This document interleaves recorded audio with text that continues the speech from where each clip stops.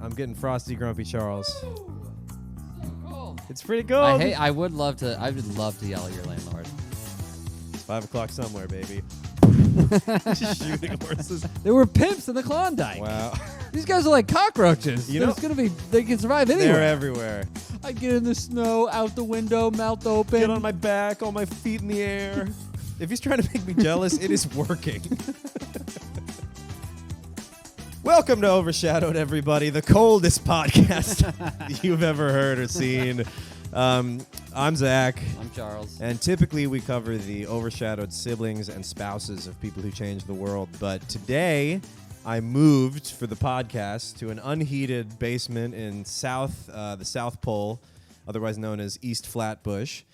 We have no heat in the apartment, and we're talking today about not a person, not a sibling, not a spouse, but a gold rush. One of the most dangerous, grueling, and prosperous of all the gold rushes in America. Mm-hmm. But no one really knows about it. It's called the Klondike Gold Rush. I'd never heard of it. Not to be confused with the Klondike Bar. We did some research. Not related. No. I mean, that's probably the last thing you'd want to eat in the Klondike was a frigid, cold ice bar. Yeah.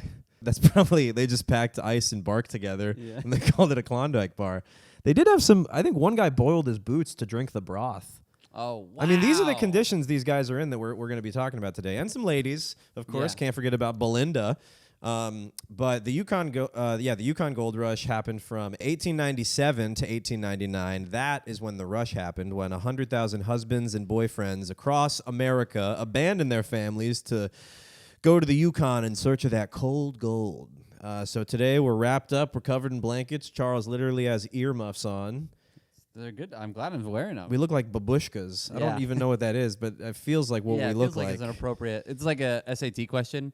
If you would infer the best word to use for this scenario, would babushka work? Did you say? I said babushka. Yeah, I did too. Okay, cool. Yeah. C's always right. We literally look like an old woman who's just hibernating until my flight to Florida.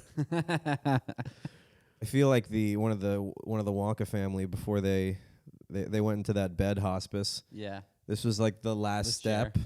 Yeah, they went to the chair. At first they were like leaning on a carpeted wall. Yeah. And then they sat down and they're like, just get in the bed. We do have one bed for all of us. Yeah, I'm stage 3 Wonka uncle. Or Charlie rather. What's Charlie's last name? Bucket.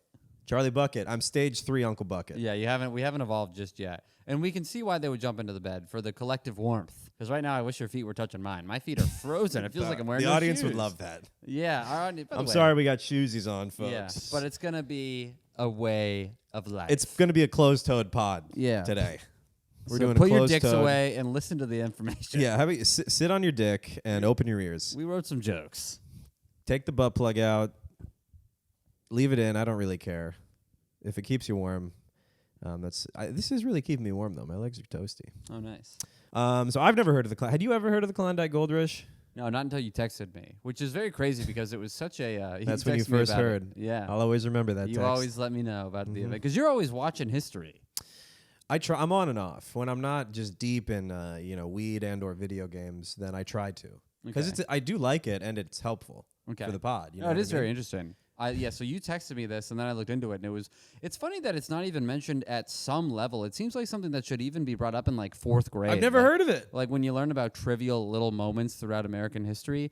The Klondike Gold Rush is so unbelievable. But yeah, it should still be taught about because it was one of the most profitable, and everybody died. Not everybody died. A lot of people died. So many stories, too, that you could just write a book about. Can I start it off with a crazy stat about everyone dying, or maybe not? 100,000 people went to the Klondike in search of gold. People who were not miners, people who just heard about it and were like, I got to get there, I got to get mine. Of the 100,000 that embarked on this trip, only 30,000 made it to the Klondike. And the other 70,000 who, they didn't get there, the bouncer didn't click them in at the Camp Resilience, either didn't make it, like turned back, or died. And it was because... Isn't that a crazy stat, though? Like, what that could mean? 30,000 made it? Yeah, but that also could mean, like, 60,000 just turned back. Yeah. And the 10,000 died. Or the opposite. Isn't that too overgeneral? It's like, well, they either gave up or died. Those are like two huge different options. Well, what else would they do? I don't know. I mean, I know they just don't have the stats of people making it. And they're like, well, he didn't arrive, so who knows? He's MIA. he's presumed dead, but he could have just settled down in fucking Yeah, Seattle. I think he just went to Seattle. Yeah. He told us, he's like, this is a good way for me to get to Seattle. Yeah. And I'm going for gold, huh? I'll be right back. Yeah.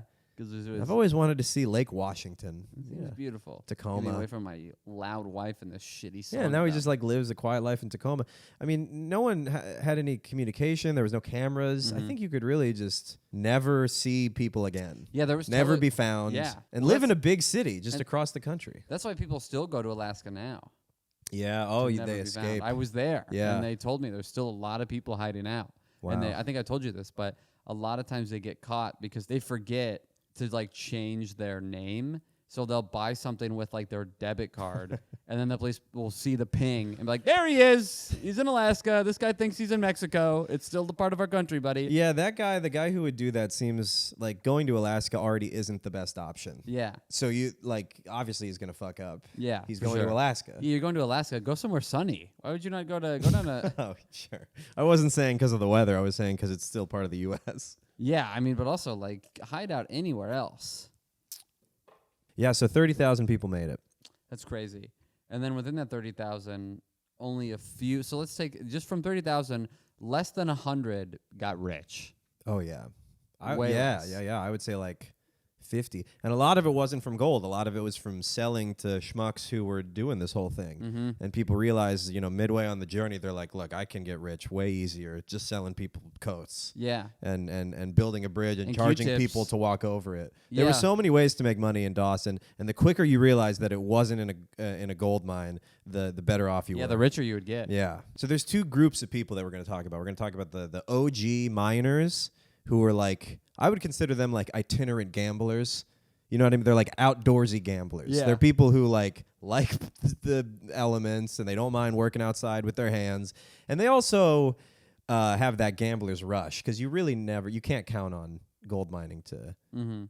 I feel like I sound like a parent talking to their child who wants to be an artist. You can't really expect to raise a family on gold. On digging in the dirt, that's your plan. Mom, it backs the dollar. Don't come at me with this gold standard nonsense. That's always your go-to defense, and I can't dispute that. But that's not what I'm trying to dispute. I'm trying to say that you're better than this. You're not. You've never been. Where are your keys right now? Oh, you don't know? You're thinking you're gonna find some gold in the Yukon. You can't find your keys in Cincinnati. Good luck. And then the other group of people were like the people who rushed. The people that heard about the gold find and just in droves came out. Yeah. I think the California gold rush, to its credit, was one of the biggest migration of people in the U.S. And a lot of these gold rushes, I didn't realize this until I looked into it a little more. A lot of these gold rushes were, what's the word? Like tied in with or very closely like. Related? Yeah, I guess they were very closely related to the removal of Native Americans from their lands. Ooh. Almost every gold rush. You know the Trail of Tears? Yeah. Gold rush. Oh, wow. That was a Georgia gold rush that they found gold in like a Cherokee territory. Ooh. And so Andrew Jackson signed the Indian Removal Act. And wow, just pretty shipped cut and off. dry back then. Now we have all these, they sneak things into bills. And it was brutal too because it was like the five tribes, the five quote civilized tribes, which meant that they like tried to assimilate and learn English and wear a tie and all like tuck their shirt in and like they were trying and they made those people relocate to Oklahoma from Georgia. Jeez. But that was all because of gold. Hey in Georgia. guys, we're gonna relocate you. Okay, how you gonna do that? You got any stagecoaches or a bunch of horses or what? Is there a car coming? We prefer you walk. Well, there's a trail. Doesn't matter cool. what it's called. You can Name's not important. We put markers on there. You'll just see your fellow tribesmen weeping along the trail every mile. We got a guy weeping and drop someone off to die there, and we'll just keep trucking. That's good. It'll Yeah. be a better place. Come on. Oklahoma. People want to live You guys there. love dancing. Just dance. Time flies when you're dancing. Yeah, if you want any rain, do a little dance. Yeah. And, it'll be good. Dig for water. God, God, we really did not care about the natives. oh, we fucked them. California. Yeah. Okay. Right. Black Hills, South Dakota. That was another gold rush, which I feel like the Black Hills. That was a big flashpoint Sorry, for I just did a music joke that you didn't get. native violence. What's up? The California. You remember that song? California. Yeah. Okay. All right. But Indian removal. Yeah, It was the theme song to the OC. No, I never watched that. Oh, man. I was playing RuneScape. I was playing RC. RS. Rune crafting was a skill. RC. The Black Hills, right? That's a place where Indians were fucked up in the Black Hills of South Dakota. I don't know. I only minored in it. Okay. Indian fucked upology. Yeah. This is where they got fucked up. These are the main regions where we really fucked them up.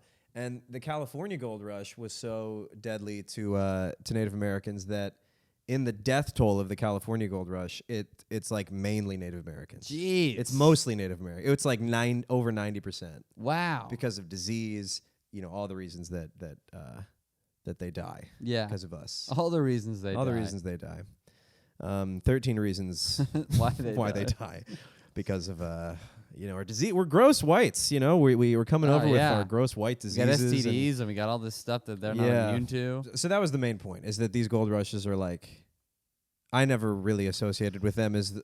It's like, oh, there's people here, so get them the fuck out so we can start digging. Yeah. And the only reason that the Klondike didn't really have that much of an issue with that is because they were already removed by the Russians in the 1700s. Jesus Christ. So like they were the ones that were there were already like copacetic. We need to make an Indian Israel for these guys. Assimilated. Sucks. Yeah, I mean, I think it's on a fucking sliver of land in Oklahoma, and we don't give them missiles, so they can't.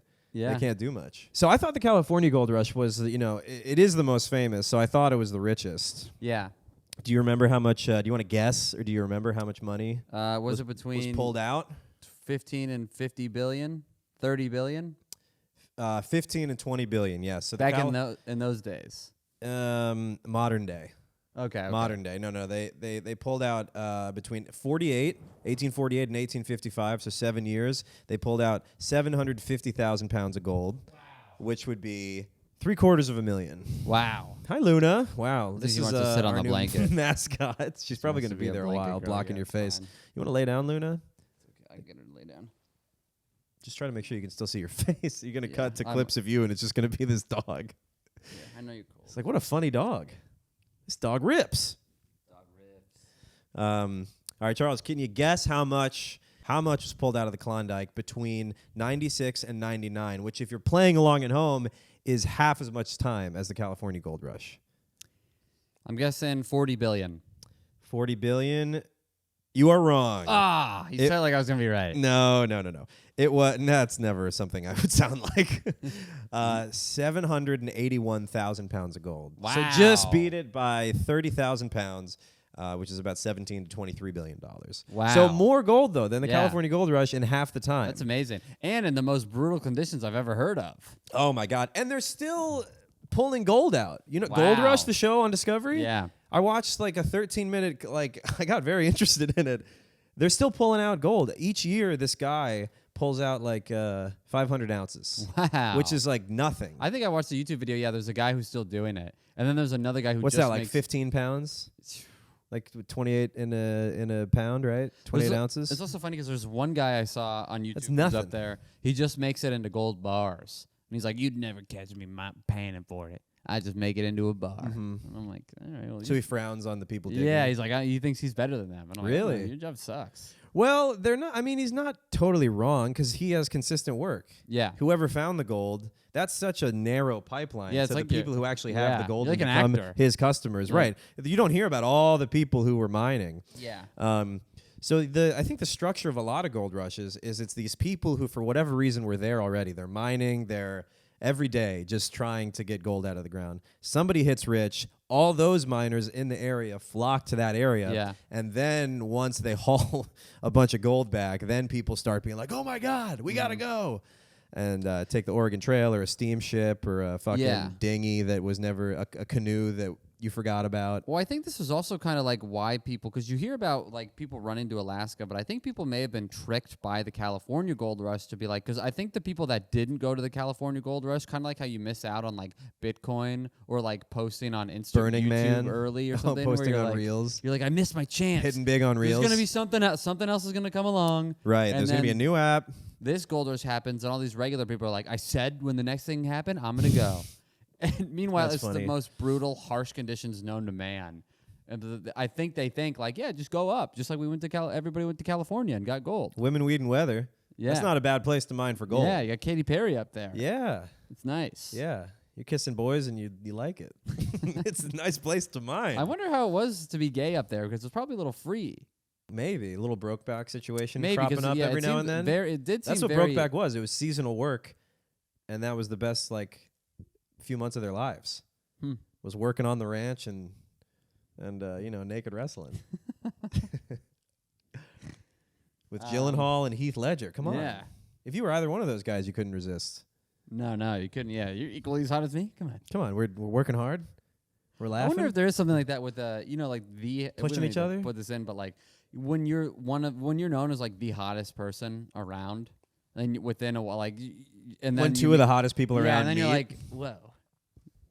We'd have to just to see what would happen. Yeah, if we blow up. So let's talk about the people who've been mining for a minute. Yeah, the people that were there originally who were working with the natives. Canada called them the First Nation people. Which I like. I like First yeah, Nation. That's a good name, First Nation. I think it's better. Native Americans is like, they're indigenous, which is good. But First Nation implies they have a government or some kind of and there's some pride system. In that. Also, Native American is putting the name that we named the place into their title. That's true. You're Native American. No, we're First Nation. You're Indians. Yeah. The people up there are called First Nation. Go, you a little bit of respect. No, you're not first. You're that country. Hey, walk this trail. Yeah. First guys. So they were called. Don't worry, we got Indians with us. If we see any snakes, they'll charm them. They can charm the pants off a snake. Here's a mongoose. You know how you don't see any snakes wearing pants? Because their pants have been charmed off. That's when you see their skin. That's actually their pants. That's where the phrase comes from. Yeah, it's their first pants. Yeah, we teach people a lot about a lot of things. So the sourdough miners were up there. They were called the sourdough miners because they always had sourdough starter on them because it was a better thing to use to make pancakes, which you cannot convince me that those were yummy pancakes. Yeah. And you shouldn't call them pancakes. What are you covering them with? Ranch? Yeah, what's going on? Sourdough olive pancakes. tapenade? Yeah, some real optimist was calling them pancakes. Yeah, you're dipping them in olive oil. Yeah. Or some shit. Ooh, that'd be nice. That would be nice. Yeah, a little bit of pancake olive oil and vinegar. Little bruschettes. Yeah. We'll put a Klondike bar. That's a nice breakfast. That's a hearty meal. Good. That's an original Klondike bar. It's a sourdough ball you made up in the Yukon. Yeah. But they had the sourdough starter on them like a little necklace. Yeah, instead of your loved one in a locket, you had a vial of living yeast. Yeah. That you dedicated that would help you get out of a sticky situation. If someone's going to shoot you, you'd be like, "No, I have a colony. Don't, please. I have millions of microorganisms that rely on me." I wonder if people stole them. I have a big clump of yeast that I love very much. I have to go home. I've named each of the cells. What is yeast? Is it just? Man, I literally just found out what this was yesterday. From really? Heather. I forgot. From Heather? Yeah. Molly was telling me women know about yeast. They have to. Yeah. They're made bakers. Of. They're little sourdoughs themselves. Yeah. They're mostly yeast. Men are mostly water. You got to try the pancakes that come out of my wife's vagina. They are to die for. That's the cream that's coming out when you're having intercourse. It's sourdough starter. That's you put that in your neck and you take it skiing with you. Yeah, that's in case you get trapped in an avalanche, you can bake some bread in the igloo you hollow out. You got to come into it and then roll it into dough. Make a little fetus right there. I had to eat my children. You'll never guess how I had a child. This came in handy. Yeah, thanks, babe. Yeah, so they had the sourdough starter because it was more hardy. You needed hardy things. Up in this harsh wilderness, and they'd keep it in their waist, or along their neck. Oh, she's so chilly. This is a warm-blooded, lizard dog or cold-blooded animal. She needs warmth. If you touch her ears, they're gonna be frigid. Can't tell because my hands are numb. Oh, yeah. Everything is you so empathize cold. with her the most. Yeah, I'm freezing. You're a sunshine boy. I did notice when I was editing the first version of the pod that you were just slowly sinking into yourself and becoming low energy. Yeah. It's like when your body just shuts down and you want to sleep. You're so cold. I'm telling you, you see, if you get me high and cold, it's over. Yeah. I love it. I love being high and cold. It's bracing. Yeah, people do that snowboarding, right? Oh, it's so fun. Yeah. It's so fun. It probably is fun. Thanks for giving me that. That probably is good time, Zach. Thanks, man.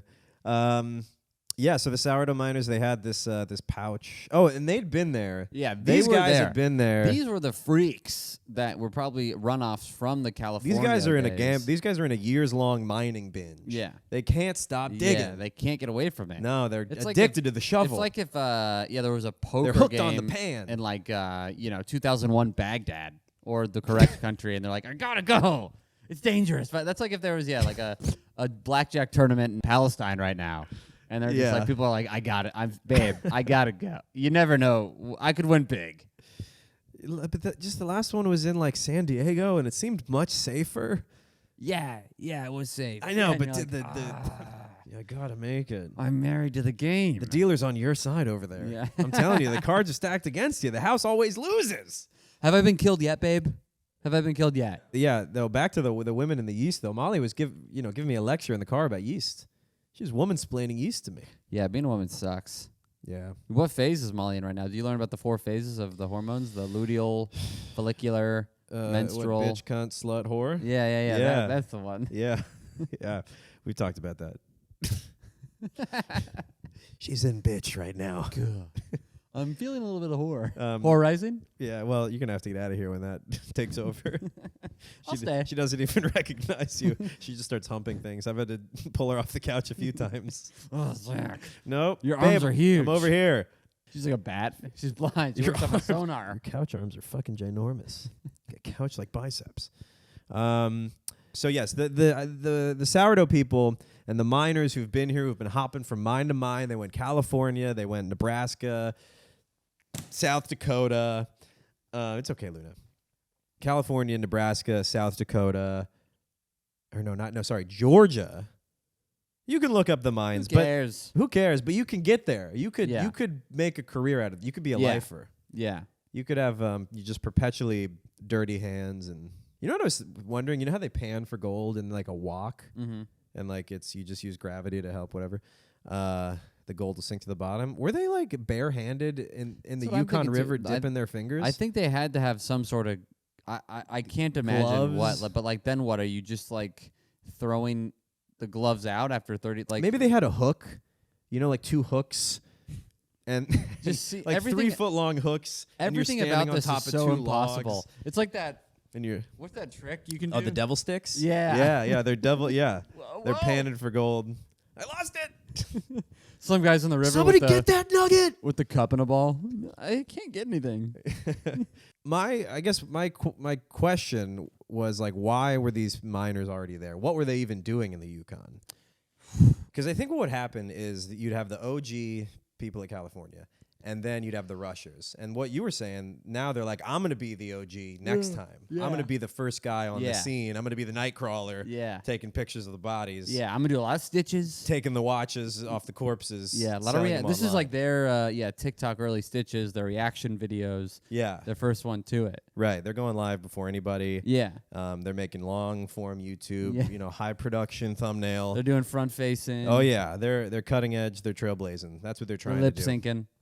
And I think you gain all this expertise, like even in Georgia when the Cherokee were expelled from their own land so that, Whitey, Paleface, could mine there. Some Cherokee people had gained enough expertise from the mining that was already happening before they were expelled that they later went on to go to California to mine for gold over there. Nice. To get a piece of the pie that they they didn't really think belonged for. to anyone in particular, but evidently people are staking claims. So you're saying that they only have the one skill. Well, yeah. So that was kind of the point that I was trying to get to is like you develop the skill of mining. Mm-hmm. I mean, when I left my job, I was like, I know so much about translation and localization. I know like the price per word of English to French and English to French Canadian and you have all this useless knowledge that I guess if you're mining. And I guess even back then, you couldn't really transition careers that easily. It's like a whole skill set you have to learn. You can't just go become a welder. Yeah. Or a fucking, cobbler. Yeah, it's or whatever else you did. Yeah, it could be a dead langue everywhere you're at.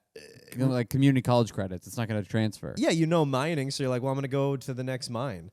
Because like, how humiliating would it be to be a failed miner? And you have to work at like a coffee shop serving people you thought you'd be much richer than. Yeah. And your boss is always like giving you shit. Always thinking about the guy that found that gold nug before you. If I didn't leave a just half hour earlier, just Stinky Pete wouldn't have found that cleaning nugget. out the machine at close. Yeah. He's like, oh, you're really good. How about you extract the grounds from the machine? How about you pan for gum underneath the table? How about you're working you at show me your mining skills? working at a coffee shop that the guy who found the gold nug started.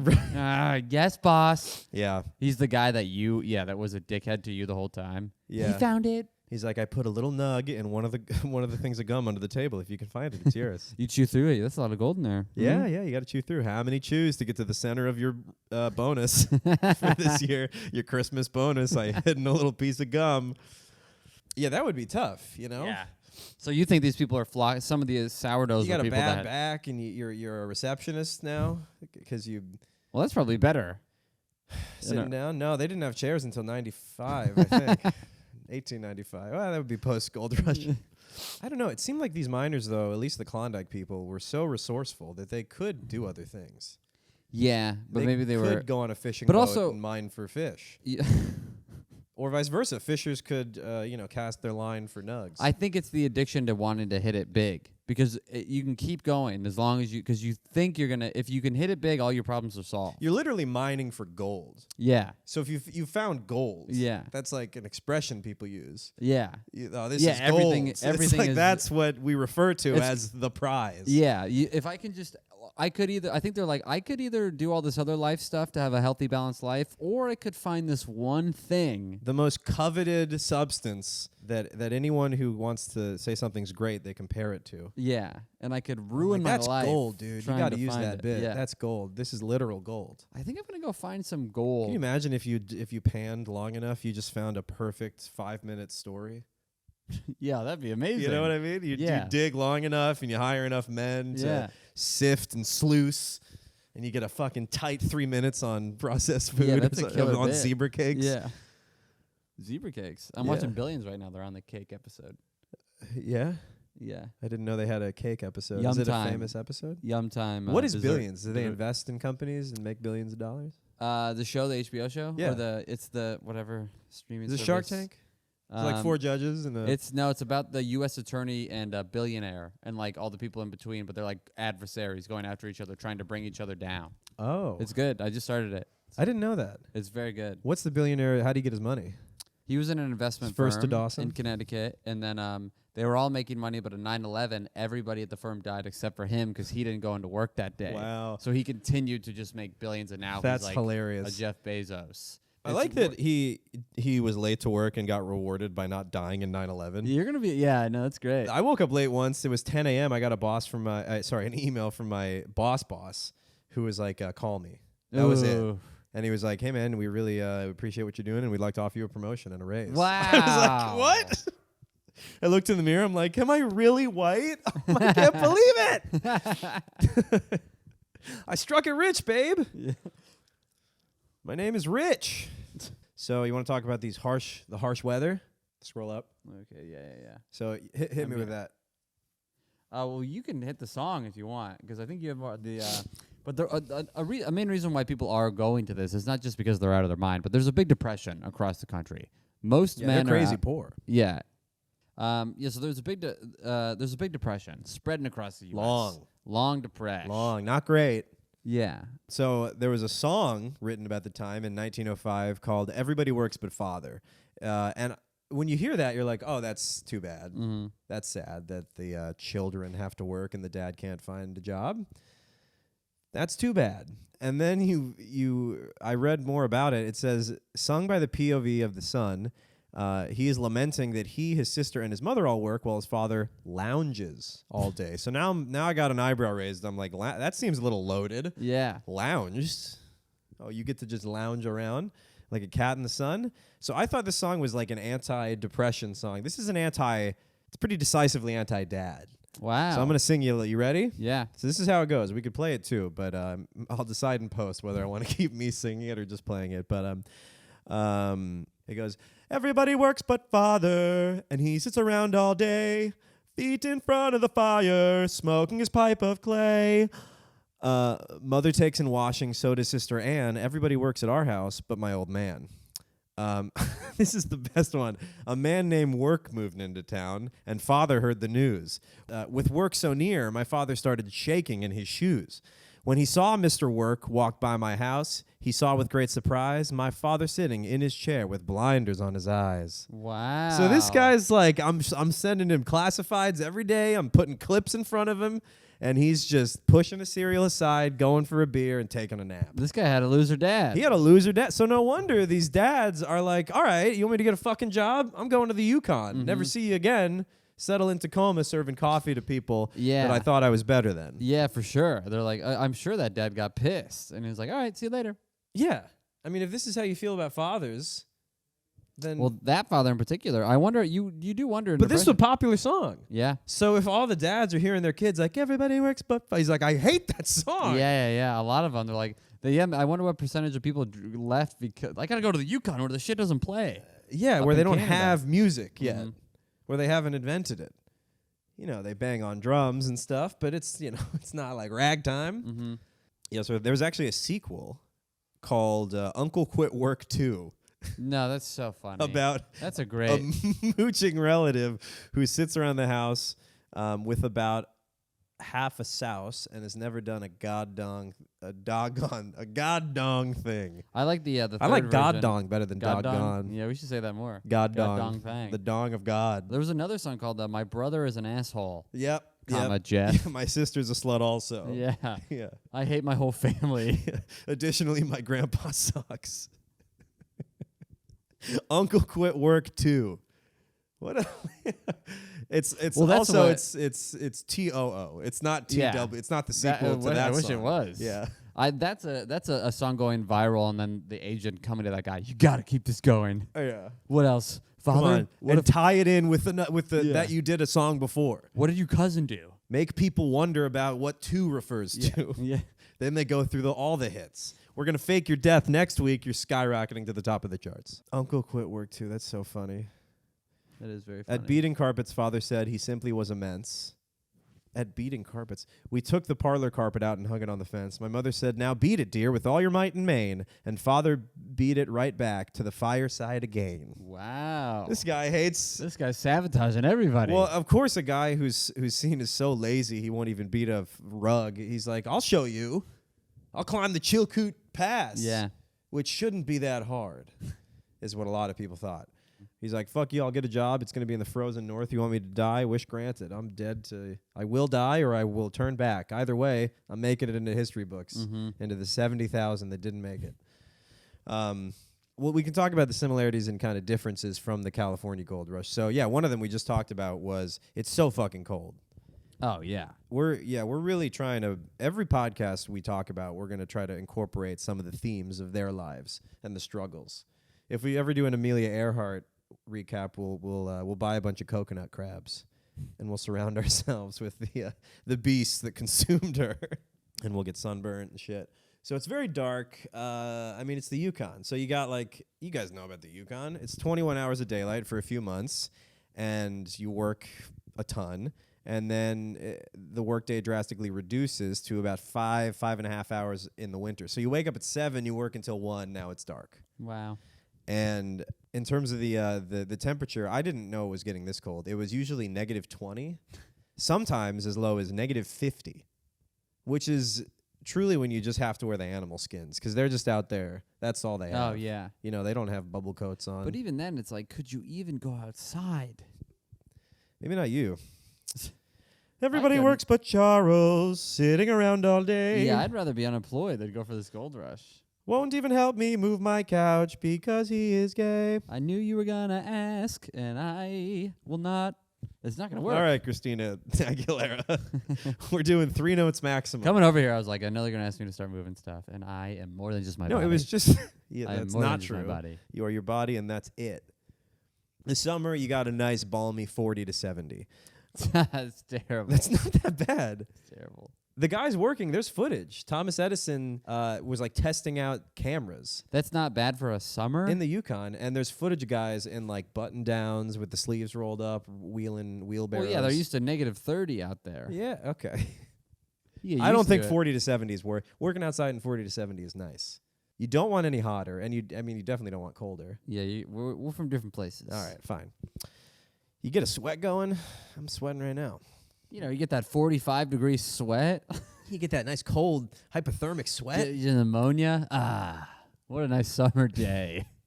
Yeah, there's flooding. Flooding happens a lot of like lakes near camps because it freezes and then it unfreezes and spoils food and kills dogs, which is what they would eventually use for food. So it's not good. The seasons, the sourdough, the OG people had to take the seasons into consideration when they were mining. I thought this was strange, but I think it does make sense. They would dig in the winter, using fires that burned all night to melt the permafrost because the ground itself is frozen. It's not just ice. And then you got to dig out dirt that you'd save in big mounds for months. So, by the way, if you went, you're on the river typically because that's gold is eroded. Now it's collecting in a river. And people are staking claims along a given river, typically is how it goes. So you get 500 feet above or below your claim and 2,000 feet wide. So when you're working on these stretches of land, it's on this 10,000 square foot claim. Okay, so you're piling up all these mounds on this claim that you have. And then, the maintenance guy's trying to get us out of this avalanche of the climate that we're in. And then once summer came, you had access to flowing water again. Water wasn't frozen. So they would use that to sluice, vocab word everybody, sluice the gravel and dirt. So you'd be hoarding these big mounds that apparently people wouldn't steal from because you couldn't really see the gold in there because it was just so fine. And then you would take, I sound like Martinello because it was so fine. And then you'd take the water and just fucking blast it. Now you're Sebastian. Yeah, maybe. Canadian, Irish, Italian, it's all a perfect triangle. But you'd have all these mounds that you would then spray down and filter out, with pans. Jesus. Do people know how gold mining works? I think so, yeah. I pan for it. Yeah, but how you separate, you need water because you need some kind of substance for it to sit in to gravity separate. Mm-hmm. So the gold sinks to the bottom, but it's not going to do that if you're just tossing the salad. Yeah. You got to spray it down with some dressing on that. A little dressing, yeah. Yep. So I thought that was pretty interesting. Also, it'd be funny if a guy came over and was stealing from your mound. Because I would think that mound thieving would be maybe a problem. Yeah, I bet.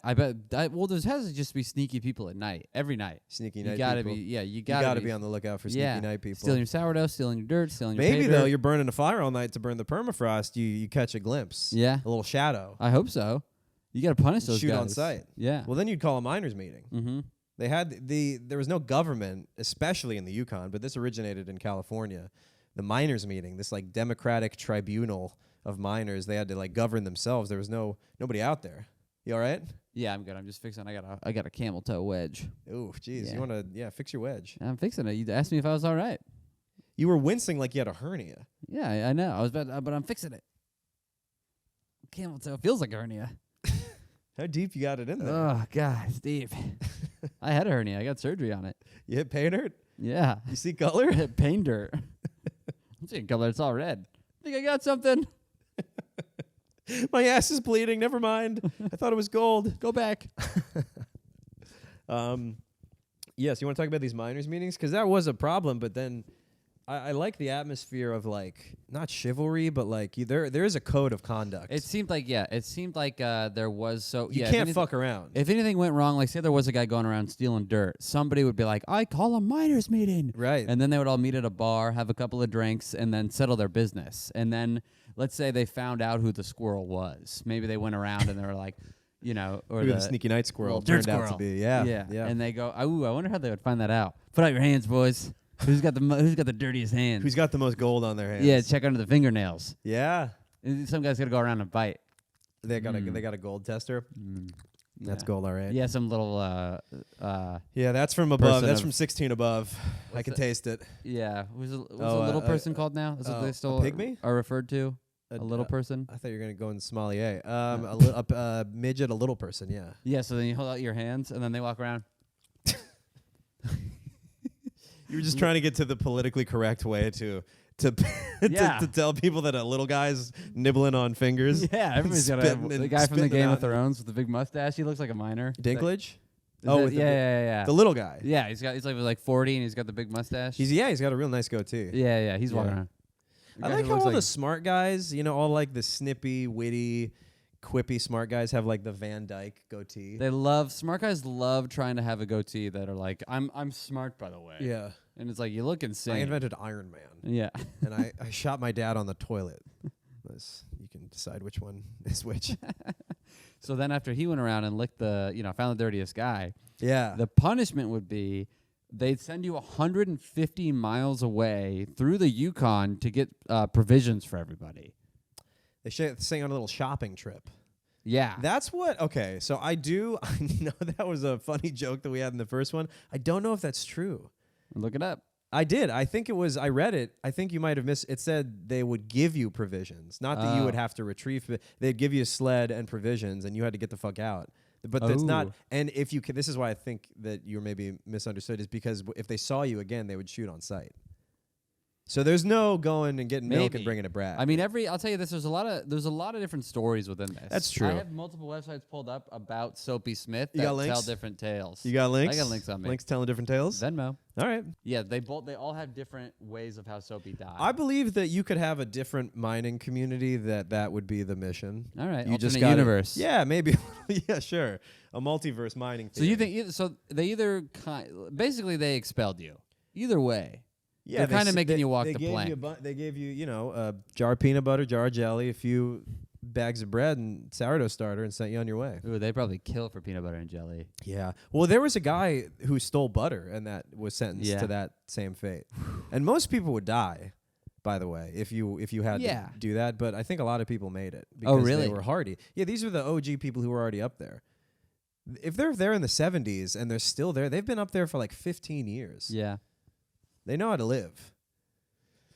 So they'd banish you from the camp with a sled. That we could talk about that. You could talk about this. What about guys? Look at me. I got something for you. Guys who would be banished, because this happened, would be banished after a miners' meeting, struck down the decision, went 150 miles south, and arrived at another camp where he'd pull some similar sneaky night squirrel shit. He'd be a little dirt squirrel again. He'd still be a dirt squirrel. He'd be stealing butter. He'd be there were poisonings happening sometimes. That I believe. That of course there'd be poisoning. You're trying to. There's gold involved. You're gonna poison. There's people. gold in these hills. Yeah, there's gonna be poison. You gotta put a little anthrax in your starter. Yeah, poison's gonna be with gold. Yeah. Always. Anything where you're literally going after something like that, there's gonna be horrible ways to murder people. Yeah. I wonder what poison he used. It's funny to pack poison. Yeah. Like be like, I might have to poison someone. Babe, really? Do you want me to come back with gold, babe? I might have to kill someone with poison. Yeah. I don't want to make it so obvious. Although it would be funny if it was a very obvious, like his skin bursts out into boils and he starts throwing up black bile. And it's like, Jesus Christ. The cold this year is brutal. Anyway, I'm going to go check his gold. I'm going to check his dirt. Yeah. God, don't drink from that river. Yeah. What is that? Bad river. Jeez, allergies, I guess. Anyway. Yeah, I guess a mosquito bit him or something. There was a lot of skeets up there. You guys get vaxxed or? In the summer, there was a lot of brutal skeets. I bet. Because it's probably getting Zika up there. Yeah. Small-headed kids. Yeah. Little Goldfinger lickers. I love that song. I think it's by Lord. Yeah. What's the, it's not Goldfinger? Oh, that's the band. Yeah. It's Don't want to hear about life. Don't want to hear us spokes. I think did they do Spokesman and Superman? I don't know about Spokesman. Oh, maybe that's I think a you're thinking different Spoon Man. Spokesman. You could probably make more money playing spoons in Dawson City during the gold rush than actually mining for gold. Yeah, but a lot of people seemed like they were throwing money away. Oh like yeah, they're throwing it around. Money. They're throwing it back. They're throwing down thousands on hands of poker. They're buying people drinks. One of the miners' meetings, they were held at saloons a lot. Yeah. So some of the punishment would be like, all right, pay that guy because you stole a clump of dirt. Pay him $20, and you got to buy everyone present around. That's kind of fun. That's good. That'd be pretty cool. funny if I sentence you to 5 years in jail and give everyone an Apple gift card for $25. Everyone gets an iTunes gift card in the courtroom here today. Ooh, we got a little skeet here. Got it. Some guy bursts in. And me? No, you had left. Oh, God. Got it. I could do it. I could survive. You see how I fucking you can make it in the Yukon. Grabbed that mosquito out of the air. You got a squirrel hat around here or something. You got a Crockett hat. Yeah, I got a little Davy Crockett hat. Keep me warm. The miners' meetings. I feel like we could talk more about that. Because you got people squirreling dirt, maybe. Yeah, the term, if you tried to steal dirt, it would be called jump and claim. You were jumping a guy's claim. Ooh, that's nice. That's cool. Claim jumper. You claim. Ooh, that's kind of. Isn't that a young adult fantasy novel? claim? Claim jumper. So he's in a labyrinth, and he has to teleport through different worlds to find his true love. But he's also battling a space pirate who doesn't want him to live. I consider it my sexual awakening. Claim jumper, maze runner. It's all it's like noun blanker, thing blanker, yard mower, lawn mower, Mud fucker. mud When have they fucker. ever Sure. said that?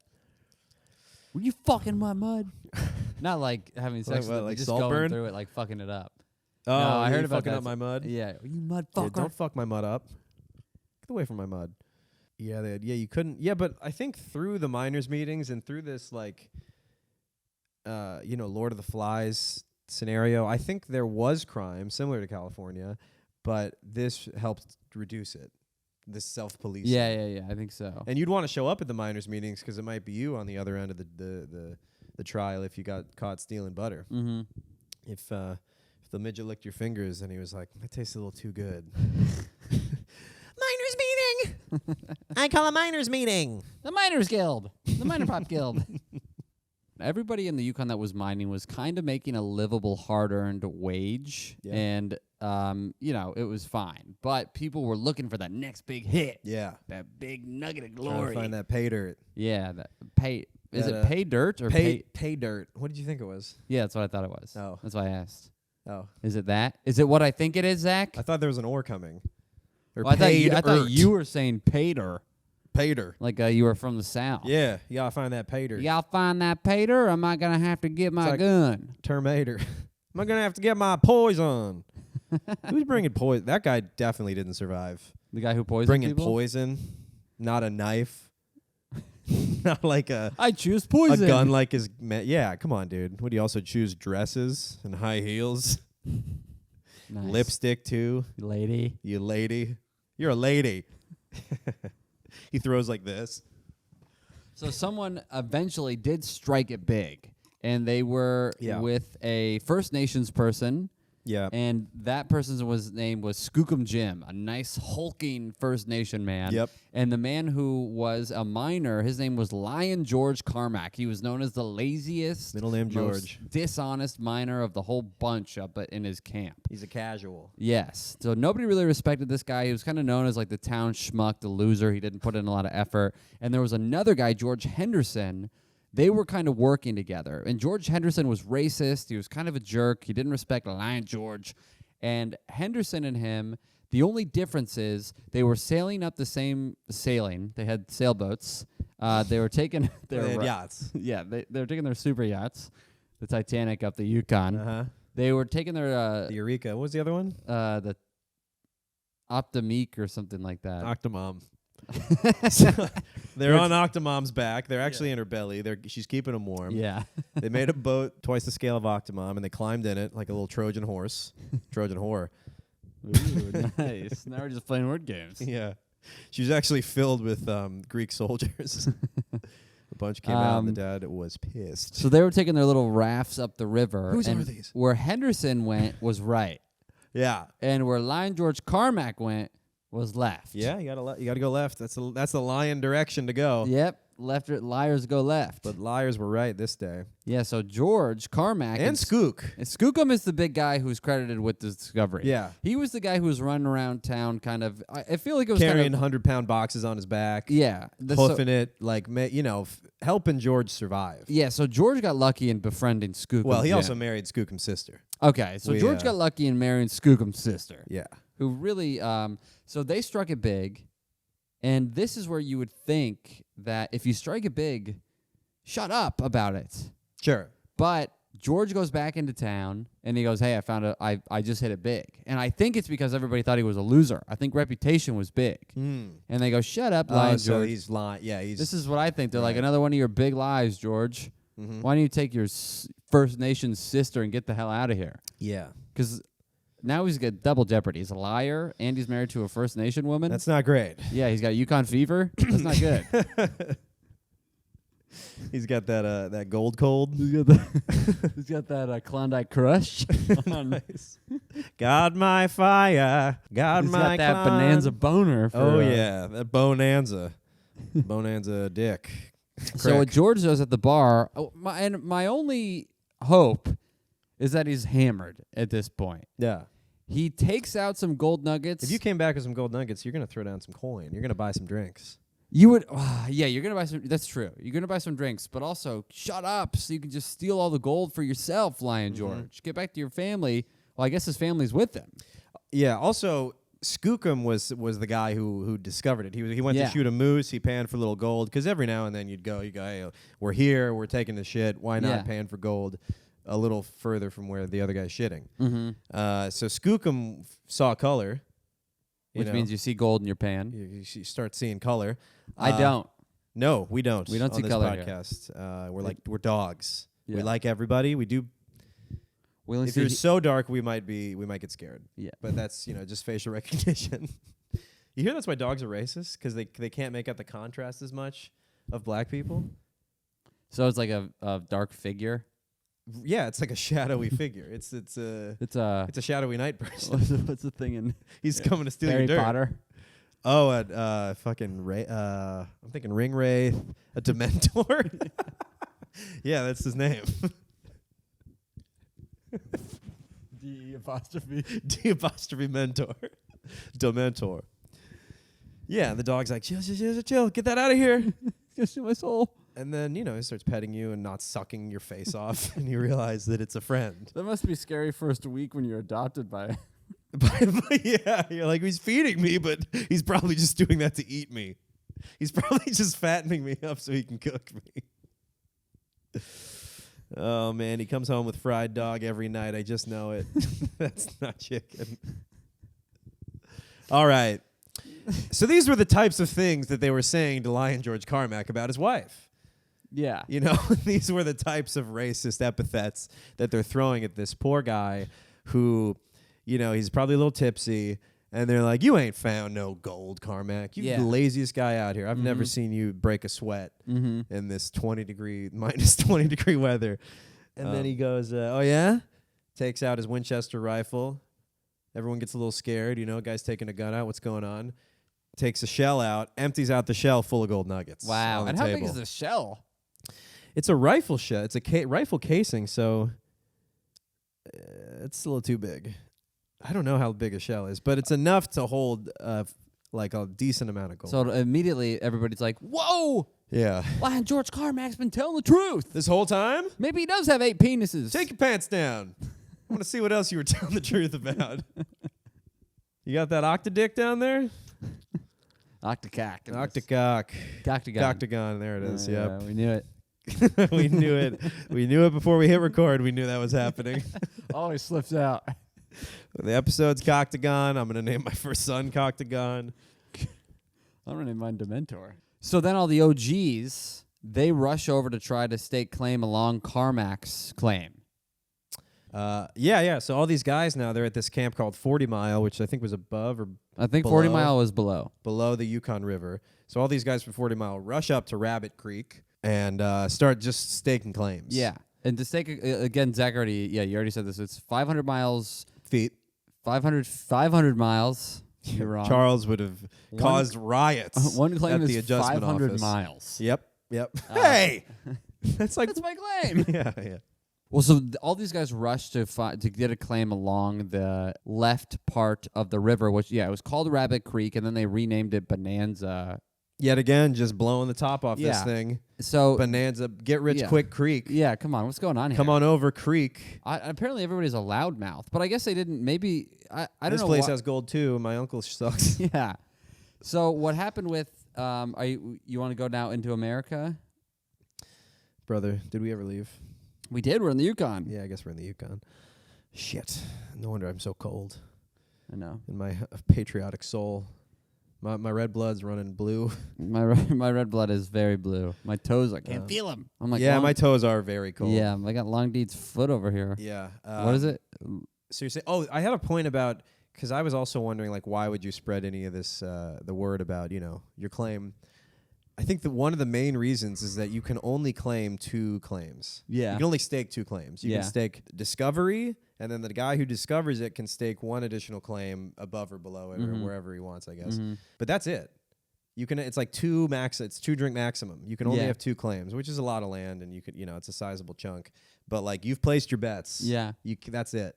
So that's why there's not any real risk of going back and gloating to your friends.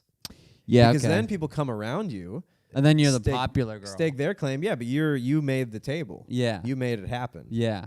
So okay, that's fair. So I think there's a lot of glory in it too. It's like I won, and now my position's secure. I was passed at at the Gold Club. Yeah. No one's gonna. I'm a card carrying. I'm a nugget carrying member. Yeah. Of a nice juicy claim. That's a good point. And then I think George or somebody, like again, all of this was very not by the book. There's really no book to go by. So this guy takes a piece of rope to like a 50-foot piece of rope. I think it was George. And of course he doesn't measure it. It's like 47 feet. It's supposed to be 50. So he measures out these different claims. And this claims adjuster, Ogilvy, later comes in and he's like, he redoes the math. And now there's people like, picture like a dozen guys huddled around this one guy doing calculations about whose claim is what. And there's little fractions. So I thought that was interesting too, that like there was a lot of like, redistricting of the claims. And sometimes you could get a fraction of a claim, like a little pizza slice that would be really profitable. Yeah. Which is kind of cool. Yeah, that is cool. It's all luck of the draw, baby. Yeah, it's all luck. That's what that fucking rich guy from his penthouse, his great-grandpa, was talking about. He really believed in luck. It's like, yeah, of course you can say that when it works out. Yeah. You believe in luck. What about bad luck, Chuck? No, not us. No, just good luck. We only have good luck here. It's like they fantasize. They kind of get off on how bad it could have been, but how good it went. He's like, it could have been terrible, or it could be great. Yeah. Shut up.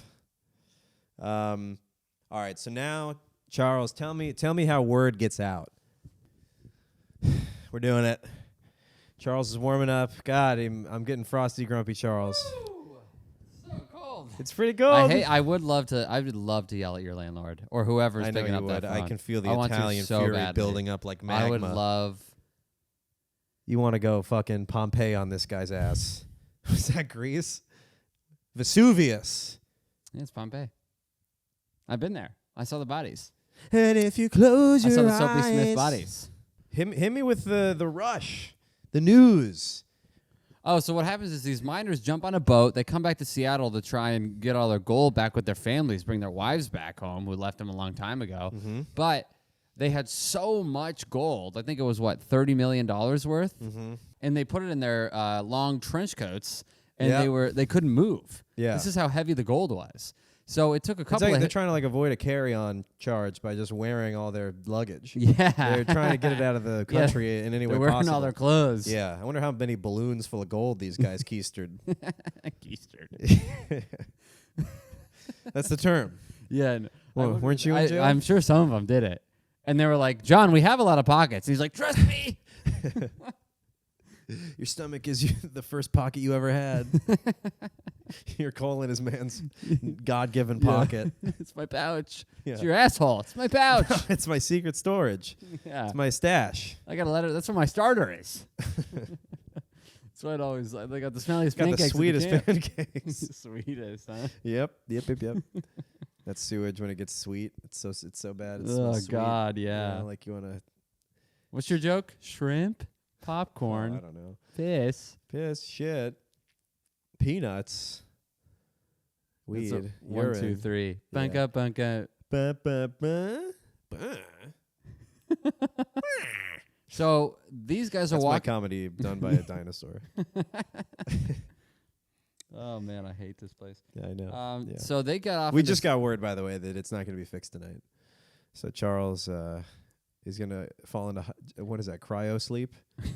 Yeah, he's probably his movements are going to slow and he's just going to freeze.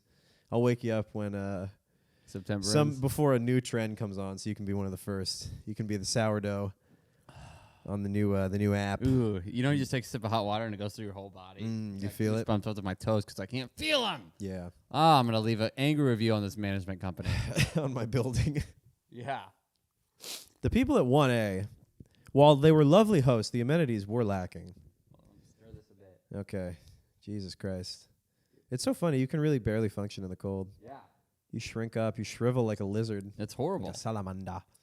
All right, so this ship comes in called the Portland from the Yukon. It arrives in Seattle with $30 million of gold from Rabbit Creek.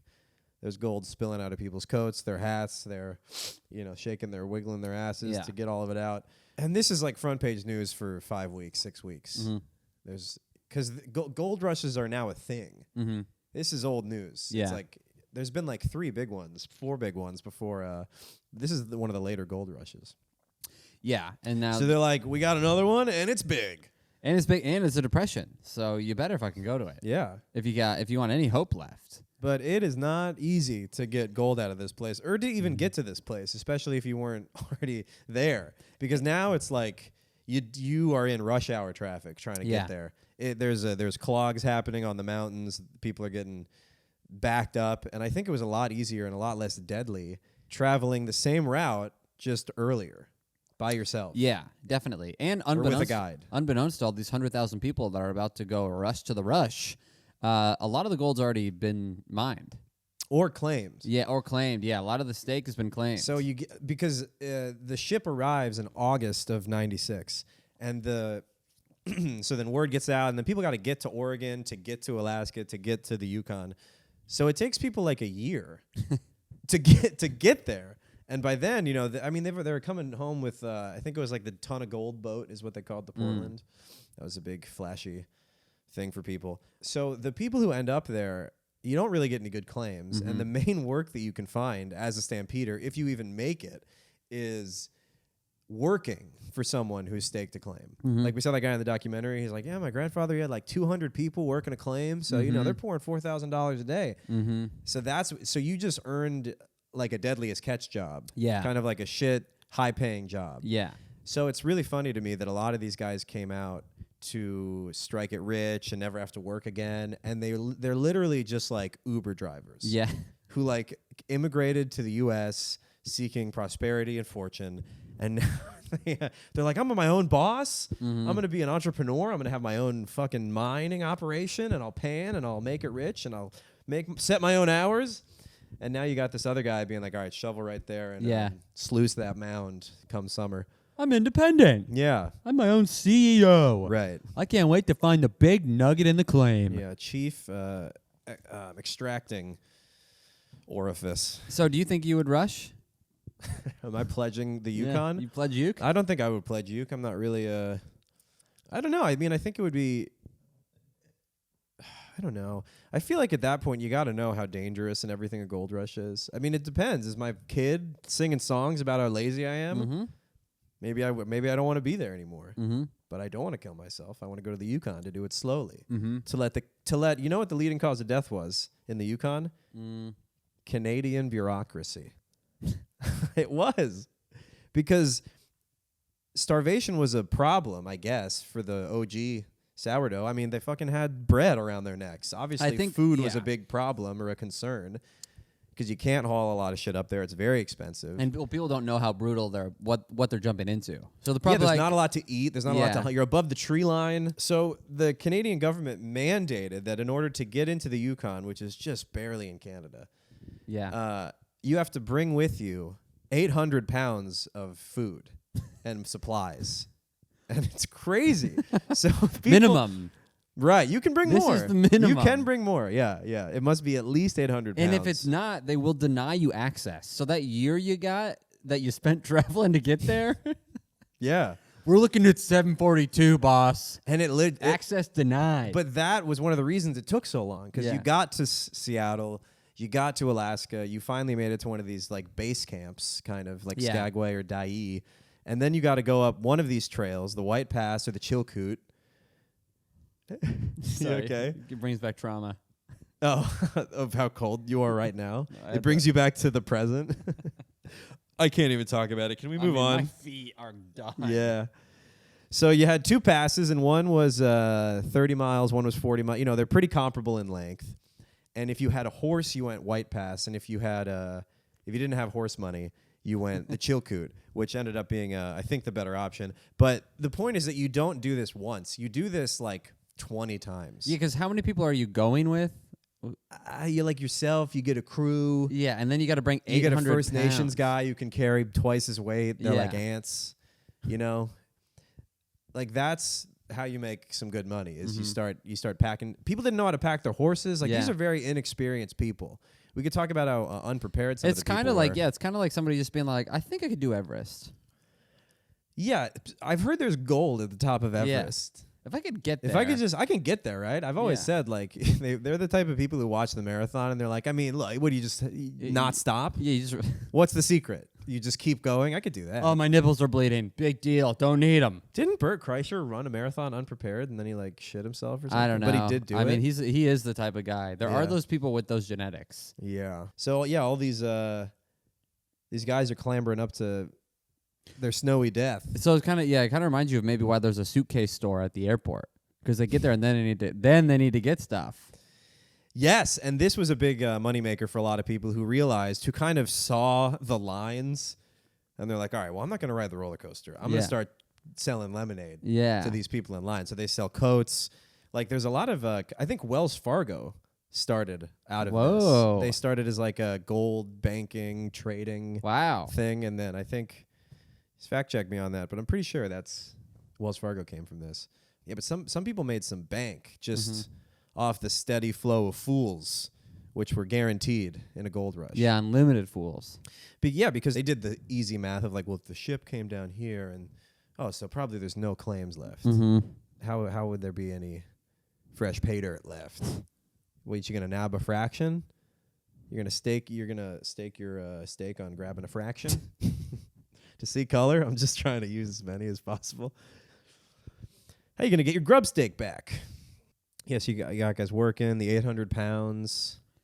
That's also where you might start seeing people stealing, some future mound thieves. Yeah. Some future dirt squirrels. Well, trying to get some supplies. Yeah, trying to rob, some of their supplies fell off mid-trip or something, so they got to grab somebody's cast iron pan. Well, that looks heavy. Yeah. You're packing it with snow. You're like, they're That Klondike snow's bars. a good idea, yeah. Snow's a good idea. It's a new ice cream treat I invented. Yeah, a bunch of suitcases full of dirt. No, don't eat them. I need them for the trip. They're vital. This is pre-dirt. It's going to be used for the pay dirt. I need to bring it. It qualifies me at 800 pounds. I don't want to change the environment, so I brought my own dirt to replace the dirt that I dig out. Leave footprints, take photos. You know what I mean? That kind of thing. I'm pretty conscious of the impact on the environment, which is why I'd like to leave behind 37 dead horses on my way up the White Pass. You want to talk about the White Pass? The White Pass is, I can't even. The Red Pass. Yeah, with more of the horse Red Pass. blood. So the White Pass is where you go up, you got a horse. So you think, all right, my horse could probably handle this. They have been notorious throughout thousands of years of history. They're strong. To be ridden in wars. They can handle any condition. Yeah, they think they're like all 8. Oh, we lost all of it? All right. So, White Pass. White Pass is the pass you would take if you had a horse. Yeah, you think things are looking your way, looking up. You got a you're horse. like, look, I brought a horse. Everything's going to be smooth sailing. Yeah, the ATVs of the animal kingdom. Yeah, of course. Of course, but a horse. Many ways, of course, but a horse cannot make this path. They Nope. were dying all over the place. Left and right, center. Here were some of the ways. Exhaustion, starvation, sort of quicksand, like in the muck. Yeah, bogs. Oh, A lot of horses getting sucked into bogs. They got these fat asses that bogs love to slurp down. yeah. Well, these guys were called stampeders, and I think that rings true because they're churning up the land with all their horse hooves, and then it's raining and stuff's melting sometimes, and so they're just making this swampy territory that they were going through even worse, and they're like up to their chest and shit, and guys are trying to attach a rope to a horse and pull it by its neck. Yeah, this horse has 800 pounds of bacon on it. Yeah, they have, and they're only loaded on the right side. So he's like a fucking boat, tips like capsizing. His hooves are out of the sand. They're like, I don't think he's gonna make it. Yeah, so many. So we got exhaustion, bog sucking, Death by bog. death by bog. The most popular way to die back then. Yeah, death by bog was huge. Bog death. Well, this was is all big. under the umbrella of Canadian bureaucracy. Yeah. Because they made them overpack. Yeah. They made them do this crazy trip that killed all these horses. So it is, and they opened the White Pass. They're like, hey, it's a great pass. Yeah. White as snow. White Christmas, white power. It's going to be great. Back to blue. Yeah, it's going to be awesome. Get a fucking wampanoag up there with you. What's a wampanoag? It's a type of tribe. It's a Oh, tribe. okay. And some of these horses saw all this, and they went ahead and saw a cliff, walked to the edge of it, and decided to jump off. Gave one final... Yeah. Woo! Jumped off a cliff and committed horse suicide. Horseicide. Horse. They committed full-blown horses. Yeah, it's very sad. 3,000 horses. I'm choking up. 3,000 horses died on this pass. I think one group of guys got killed 37 horses. Yeah. And people... That's more than a case of horses. It's more than a pack of like horses. A case and a six-pack and a Lucy. That's a lot of horses. I think you're addicted to killing horses. I'm sorry, man. Yeah. You took down 37, and it's not even noon. It's 5 o'clock somewhere, baby. Just shooting horses. They're slipping on rocks. What are you doing? It's my horse. Also, these horses are not fit for the mountain pass. Yeah, the horses that were sold These to aren't them, fucking the riders of Rohan. Yeah, the people killing that were orcs. selling the horses, they were like selling used cars with a flat tire and a fucking trash bag for the window. They're like, don't fucking look at his teeth. You take him or you don't. Yeah. You want a horse or not? $10,000. Yeah. Take it or leave him. Yeah, He's they were missing a leg. $10,000. Fine, I'll knock off one for the leg. Yeah. $9 grand. So yeah, you're driving a 1990, 1790 horse up the white. Yeah, you're working with horses that still believe in slavery. Yeah, they still got a stick shift. Right. Yeah, these horses are like. These horses are looking at the First Nation people suspiciously. Yeah. They think they're stealing their feed. Yeah. They're not down for the brown. They're just, Even though they are brown. yeah, even though they got luscious manes of their own, they're Yeah. probably jealous. Oh yeah. They're like, what are those? Other horses? Does those horses think they're better than I me? have trouble making out facial. Yeah. Yes, you got racist, plantation horses that they said they were so skinny, some of them, that you could hang your hat on their hips. Yeah. Woo. And That is my goal weight. You're trying to load this guy up with. I do want to read some of the packing list because it was like 150 onions, like ridiculous shit. If California had the women, weed, and weather, the Yukon had bacon, beans, and bread. Ugh. The 3 Bs of Yukon accreditation, the Better Bacon Bureau, and a lot of people would get scurvy. Jeez. Disease was a big killer, actually, because I think meningitis ran through camp. Too many men that meningitis broke out among them. I don't even know. Is that like a child disease? I don't know. But it was interesting to me that Whitey was also getting stricken with the disease, with his own fucking diseases. Yeah. I wonder if any white guys got some horse disease. Yeah, I wonder if any First Nations people pass diseases on to Whitey. Yeah, it seems like It seems like it's one way. I know. Is our Do they not sneeze? Do these fellow human beings not cough and not cover their mouth? Do they have a specific hut designated for coughing? I think our immune system must have been that supreme. Who among us has an open mouth sneeze, much like a Wampanoag girl? First Nation man could sneeze into a white man's mouth. He'd feel nothing. Proving that we are the superior race. Let us raise our glasses into all the horses. Let us raise our glasses into toast. So these horses are hoofing it up there. They're committing suicide, death by bog. What else? Exhaustion, starvation. Breaking a leg, getting shot. That was the best outcome. Oh, it does get worse. I was like, I think we're missing something. If these horses survived to get to the top, at the top of the White Pass was grass poisonous to horses. Oh, yeah. So it's like God doesn't want you guys going up this way. He said, hey, no horses around here. I don't want them here. Yeah. No. Did you see the sign? It was no horseplay. Yeah. Persecutors will be poisoned. And there's no horse to have a miners meeting. They can't. Can you imagine being a horse that tired where you're like, finally, some food? Yeah. Your mouth just starts bubbling. Starts bleeding, and you're like, I gotta eat something. And if you didn't die from the poison grass, which I didn't even know, like, who knew grass would win the battle against horses in some parts of the world? They got killer grass. Yeah. Horses are like, I've read about this place. They have this in the daily horsicle. Let's see here. Yeehaw News. The Seattle Hoof. Yeah. The times. There we go. We got some more. You're reading the Gazette. Yeah. The gazelle. Yeah, there we go. Kinda. Those are horses, right? The Pony Express. Pony Express. That's good. The Washington. The Huffington Post. That's good. That's a good one. All right, I think Charles wins. Let's go home. Yeah. That is not what you win. No. You don't win. You win more time. You win here. the prize of keeping going. Keeping going. Keeping going, you Charles. You. Fuck. All right, so they're killing horses. They're eating grass. They're dying. Look at me. Oh, and if the horses didn't die if some miracle of digestive enzymes kept them from dying from the grass, they would then.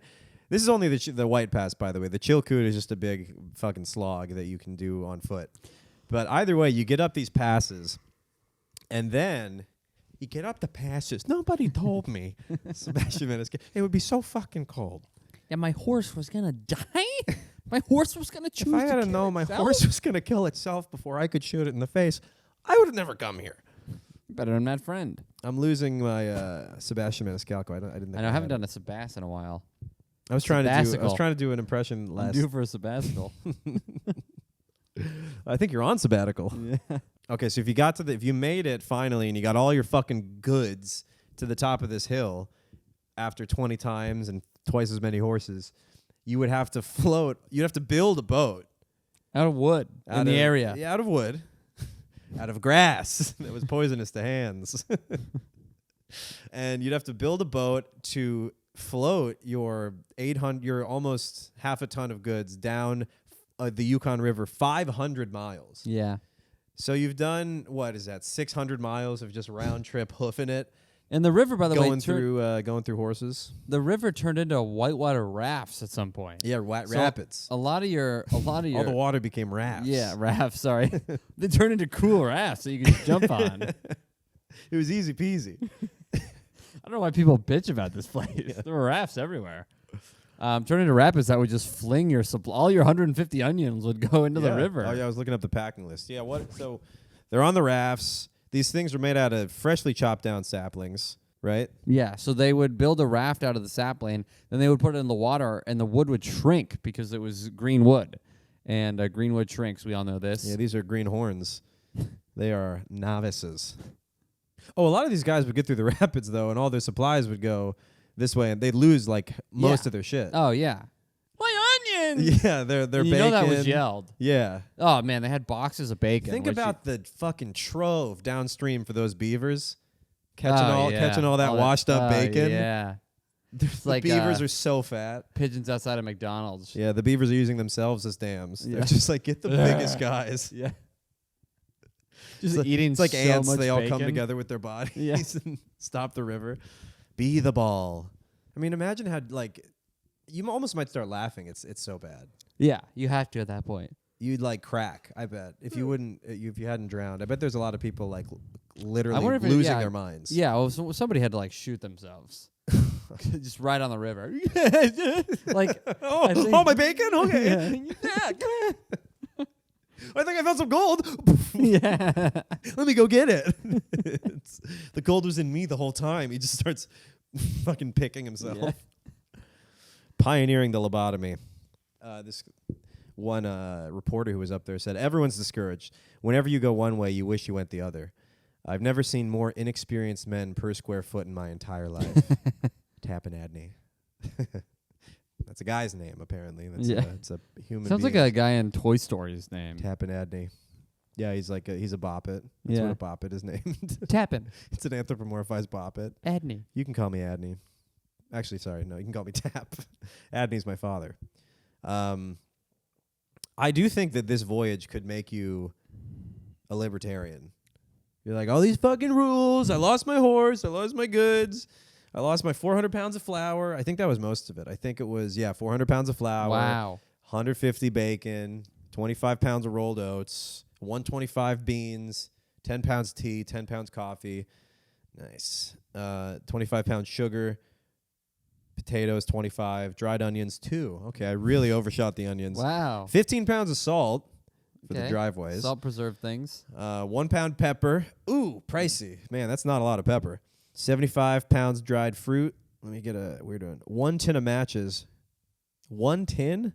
Stove for 4 men, gold pan, set of granite buckets. Weird. That's a heavy bucket. Separately listed a large bucket. Tent. It is kind of nice that the guy, I mean, this is what they talk about when they're like a parent, like babysitting mom government. It's like, here's your list. Yeah. Here's what you need to bring. And you're like, I don't need it. I'm going to be fine. It's not that cold. And he's like, I'm not letting you out of the house without that. You are not mining gold if you do not have 150 pounds of bacon, young man. Now, where's your half-dead horse? Yeah. Now, where's your tin of matches and pound of pepper? I want to see it. It's right here. Like, they had, like, so many months were dedicated to, like, people gave up. People literally died in avalanches. Yeah. I mean, trying to get all these goods there, and then you get to the river, and it washes away, and then you have to go to the customs agent. He's like, "Where's your 800 pounds of good?" And you're soaking wet. Yeah. And you're like, I don't know. Yeah. You want to check the mouth of the river? The beavers. Yeah. There's some loaded rabbits right now, choking to death on flour. They're doing flour challenges. They have so much of it. It's become a viral sensation among the moose community. They got moose snorting flour and rabbits drinking coffee. They're fucking like wild. We're going to have all kinds of food up here after these caffeinated rabbits finish fucking. Do they really give birth that quick, rabbits? I don't know if they get, I guess. I mean, yeah, that's... Because apparently you look away and look back and there's 8 more. Yeah. My hamsters did when I was a kid. Really? Your hamsters multiplied? I had 30 at one time. Whoa, what'd you start with? 2. Really? Mm-hmm. You had 2 starter hamsters and you're 1 in each pocket? Yeah. And you're like, I can hardly walk. Yeah. Everyone's like, there's hamsters in those hills. Get on the boat. There's hamsters in the Ingle house. One guy had an ox, a huge beast that he put all his shit on, and then obviously it was like trying to take a semi-truck up an icy road. He could not make it, but his plan was to get to the top with the ox and kill it. Yeah. Which that's a nice way to thank your your beast of burden. Appreciate it. The ox is like, why is there a big label on me that says 750 pounds? And he has a big one that says 50. So the ox died? I thought he did make it to the top. I don't know if he made it to the top, but I mean, I just heard of him passing through town. I don't know. He could have been one that just was trying to settle down out west. Yeah, it's true. Escape the wife and kids. Me and my ox, finally. We can live in peace. Nobody in solitude. Interrupting my ox time anymore. Dude, I got ox. Got the ox cable? Can I have ox? Yeah, he was always trying to claim ox for himself. He had to leave. He had to go to Dawson. All right, we can talk about Dawson now. I think we've probably exhausted the provisions and stuff. But I just think it's crazy that they spent all this time and. Well, it all got. That's why it was so hard, and then they just lost it all on the river. It's like this was doomed from the start. Well, yeah, I think so. The 800 pounds made it this really difficult thing. Yeah, for sure. So if you do make it there, you do end up in Dawson, which was the town. Right. If you weren't one of the 70,000 that turned back or died, you made it. It's like American Idol odds. Oh, yeah. It's like if you tried out for American Idol. A lot of people just went to a conference room. Yeah. In Manhattan. Yeah, exactly. That was and then when they left the conference room, they're like, also, your house has been burnt down. Right. Yeah. Also, your dog's dead. Yeah. And your wife is remarried. But thanks for trying out. Yeah, but we really appreciate you taking the time. Can you come back next year? Yeah, and these guys also, like, I don't think a lot of these guys realized what was going to happen, that they got up there and there's no fucking claims left. Yeah. They're like, I'll take 200 above. It's like, it's taken. The North Pole. Yeah. Because I think the richest streaks was like 26 above to 25 below miles above or below Bonanza Creek. And then anyone else was just working. Yeah. You know? Yeah, just back to doing that normal. They're talking on international phone calls and, smelling weird and digging trenches. For the lucky few who do make it, now you're in Dawson, which is a pretty good time. At this point in time, yeah, Dawson slowly transforms from like this camp into a booming mine town where it kind of, they called it the Paris of the North. Yeah. So you had movie theaters, casinos, prostitutes, oyster restaurants. Oh, let me tell you something about the prostitutes really quick. Tell me. So there were sex workers at this place. They all were treated, wasn't a lot of pro-sex worker attitude like it is today. Yeah. They all had to live in the same row of shitty little cabins called Paradise Alley with their names spray painted on it. Oh, no. Or painted. I don't know if they had spray paint back then. But they painted their names. And I like to think, you know how like all the miners had like funny names? Yeah. Like, that's yeah. Onion Foot Jim. Right. I wonder if the That's Lion hookers Carmack. also had names like that. Yeah. That's Stinky Labia Lisa. That's What are we Deep going- Nancy. Yeah. That's Prude Polly. Don't go to her cabin. She'll charge you a whole lot and do a tight whole as little. Tina. What happened to you? You got a black eye. Well, That's Tidy Turner. Yeah. Here's something else I found funny. This is so the prostitutes 49. they had to work long hours because Weren't they also called dance hall girls? there's a difference. Oh. A dance hall girl was somebody who would get commission off of getting a man to buy a drink. Oh. They're the ladies going around with the trays of Like shots? that Kate episode. Yes. What? The Kate Klondike Kate? Yeah. I never listened to that that's one. boring. She just lives a bad life. Okay. So she becomes like the most boring popular bad girl in life. That's Klondike, a- but she just gets fucked forever.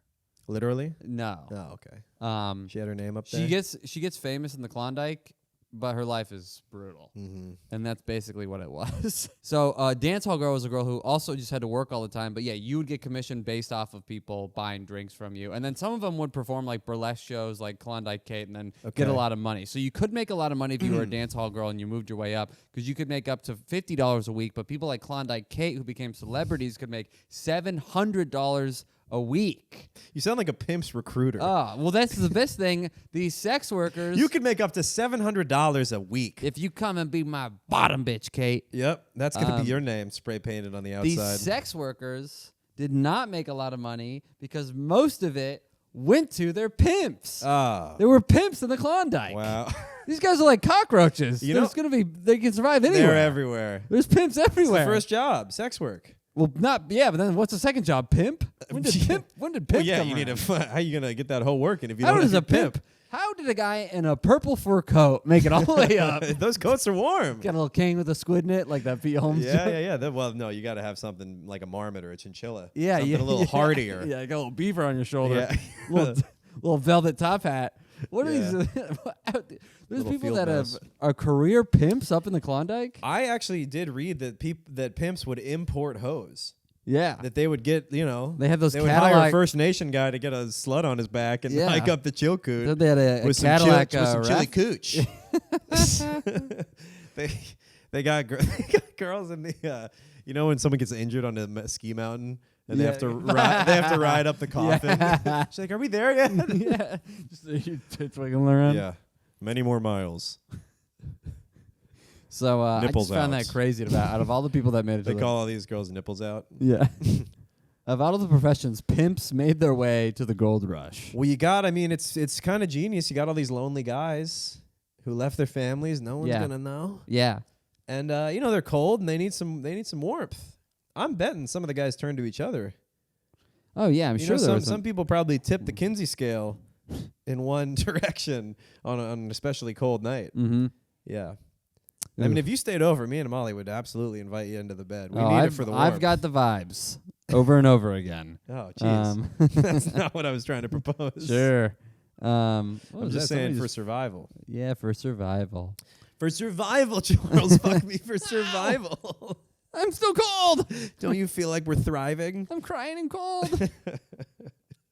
That's a yellow Your card cum song. just freezes midair, cuts me in the face. Oh, worth it. Kink, kink, kink. It's like a porcupine. Yeah. Oh, Gotta go to the doctor. You're just in the emergency room. They got big tweezers. Also, there's no condoms back then too, so these STDs got to be going rampant. yeah. You're cold, you're freezing. There's an avalanche. Your best friend died. You got chlamydia. Yeah, it's a tough life. Oh my god. It's a tough life. Well, Dawson's this boom town where gold is flowing freely because Yeah. they're pulling it out of the ground. It's a bonanza. People think it's going to last forever. You keep going back to the table. This is what gamblers do. And Oh yeah, people were blowing all they're of spending money like poor people. They're blowing their gold. Yeah. You blow your gold last night? I totally blew my gold.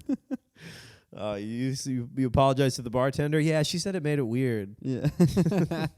Shit happens all the time. It's fine. It's okay. Yeah, A lot of people blow their gold around here. These men, I mean, it became basically like These men, they were living in like a Las Vegas. They could blow their gold anywhere. yeah. They could get hammered. They could go to the movies. They could go 3-card Monte, lose it on dice or card games. Go to the movies. They go to the movies over and over again. You know how expensive movies are? In the Klondike? There was one guy, I'll tell you I mean, everything's inflation prices. This is the ultimate airport Yeah. effect. Yeah, of, eggs. Like, the eggs hose were are twice. expensive. Dude, eggs are a delicacy. Yeah. Eggs. You want to tell that little anecdote of that guy? There was a guy who got rich in the Klondike, and he kept marrying like 15-year-olds. But he was kind of a sad sack. It was a long... Yeah, he had a lot of vices. Let me start over. There was a guy who got rich. I think that was enough context. There was a guy who got rich in the Klondike, and the first girl that he fell in love with was like 15 or 17, and she promised to like be his wife or run away with him. But one day Pinky he promise. saw what? Pinky promise. Pinky promise. Yeah. Women were also like triple married during this time. Men were always proposing. Well, guys are triple proposing. Yeah, guys are always proposing. Klondike Kate, the queen of the Klondike, got she had like tongue twister. She got like engaged like 17 times when she was like had a to put rings on her teenager. toes. Yeah. Take off my left shoe. And My right one's full. okay. And so this She guy can only get married 3 more times. shit. She's got to start putting it. Maybe that's why earrings were invented. Yeah, told all the marriage, the engagement rings. Nose ring, belly getting- button, hood. So Kate was a dance girl, just getting proposed to left and right. Kate was, I mean, yeah, she was always getting proposed to. She ended up in the Klondike. She basically was like the best performer anybody ever had seen. And she was MVP. hot. She was a hot redhead too. Oh, sure. So people were tipping her all the time. Yeah, she looks like fire. Fire's warm. Yeah, exactly. It's easy money. Yeah. It's easy money for these guys. They think I'm fire. They're so Yeah. stupid. They think I love them and that I'm fire. They keep doing this around my vagina. It was funny the way the story was told on the podcast was that she had a peaches and cream. Ooh, that's dirty. What is this? Skin tone? Complexion? Yeah. And I'm like, sounds like sunburn. Yeah. Sounds burnt. Yeah. So we say, oh, the egg guy, the serial child marrier. Yeah, so one day he stumbled into town, and this lady that he was in love with was talking to some other guy, and he wanted revenge. He had a little gold nugget on his shoulder, and this girl he was talking to loved eggs, and eggs were a delicacy. They were very hard to come by. She loved fresh eggs. So maybe somebody had a chicken up there. I don't know if she could tell the difference. Yeah. But he went ahead. He was loaded. He took 2 coffee pots of gold, and he bought up every egg in Dawson. And then the story, So much money. maybe a myth, went that he went into a cabin, cooked each egg one by one, and flipped them sunny side up out the window to some sled dogs. Yeah. Oh, yeah. You think he's going to fuck all those dogs? My fiance. He used to feed me eggs like that. I'd get in the snow, out the window, mouth open. Get on my back, all my feet in the air. Tongue out. Oh, fully nude. if he's trying to make me jealous, it is working. She's like, what the hell is he doing? You're eating all the eggs. Money. Yeah.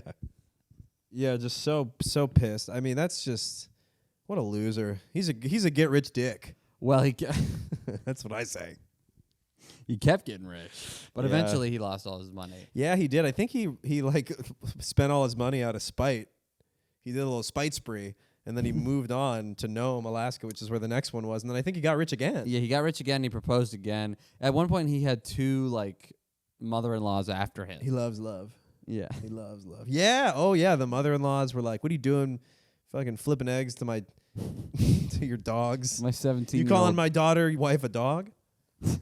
One guy. He's like, look, she didn't wear the leash. I bought it for her, and it's pretty nice. It's a gold-studded leash.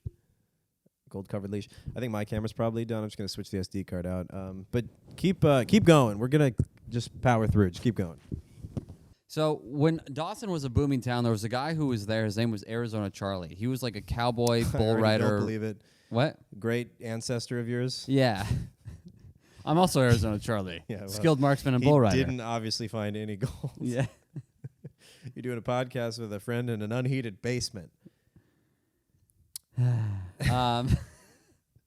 were a little late. Big heater, nothing's coming out of it. You were late to the rush. It's not plugged in. It's not plugged in. I don't know. It was a joke. I was gonna be like, This guy's Jack. furious. Are you telling me this whole time? It was a hoax. Molly appears. Yeah.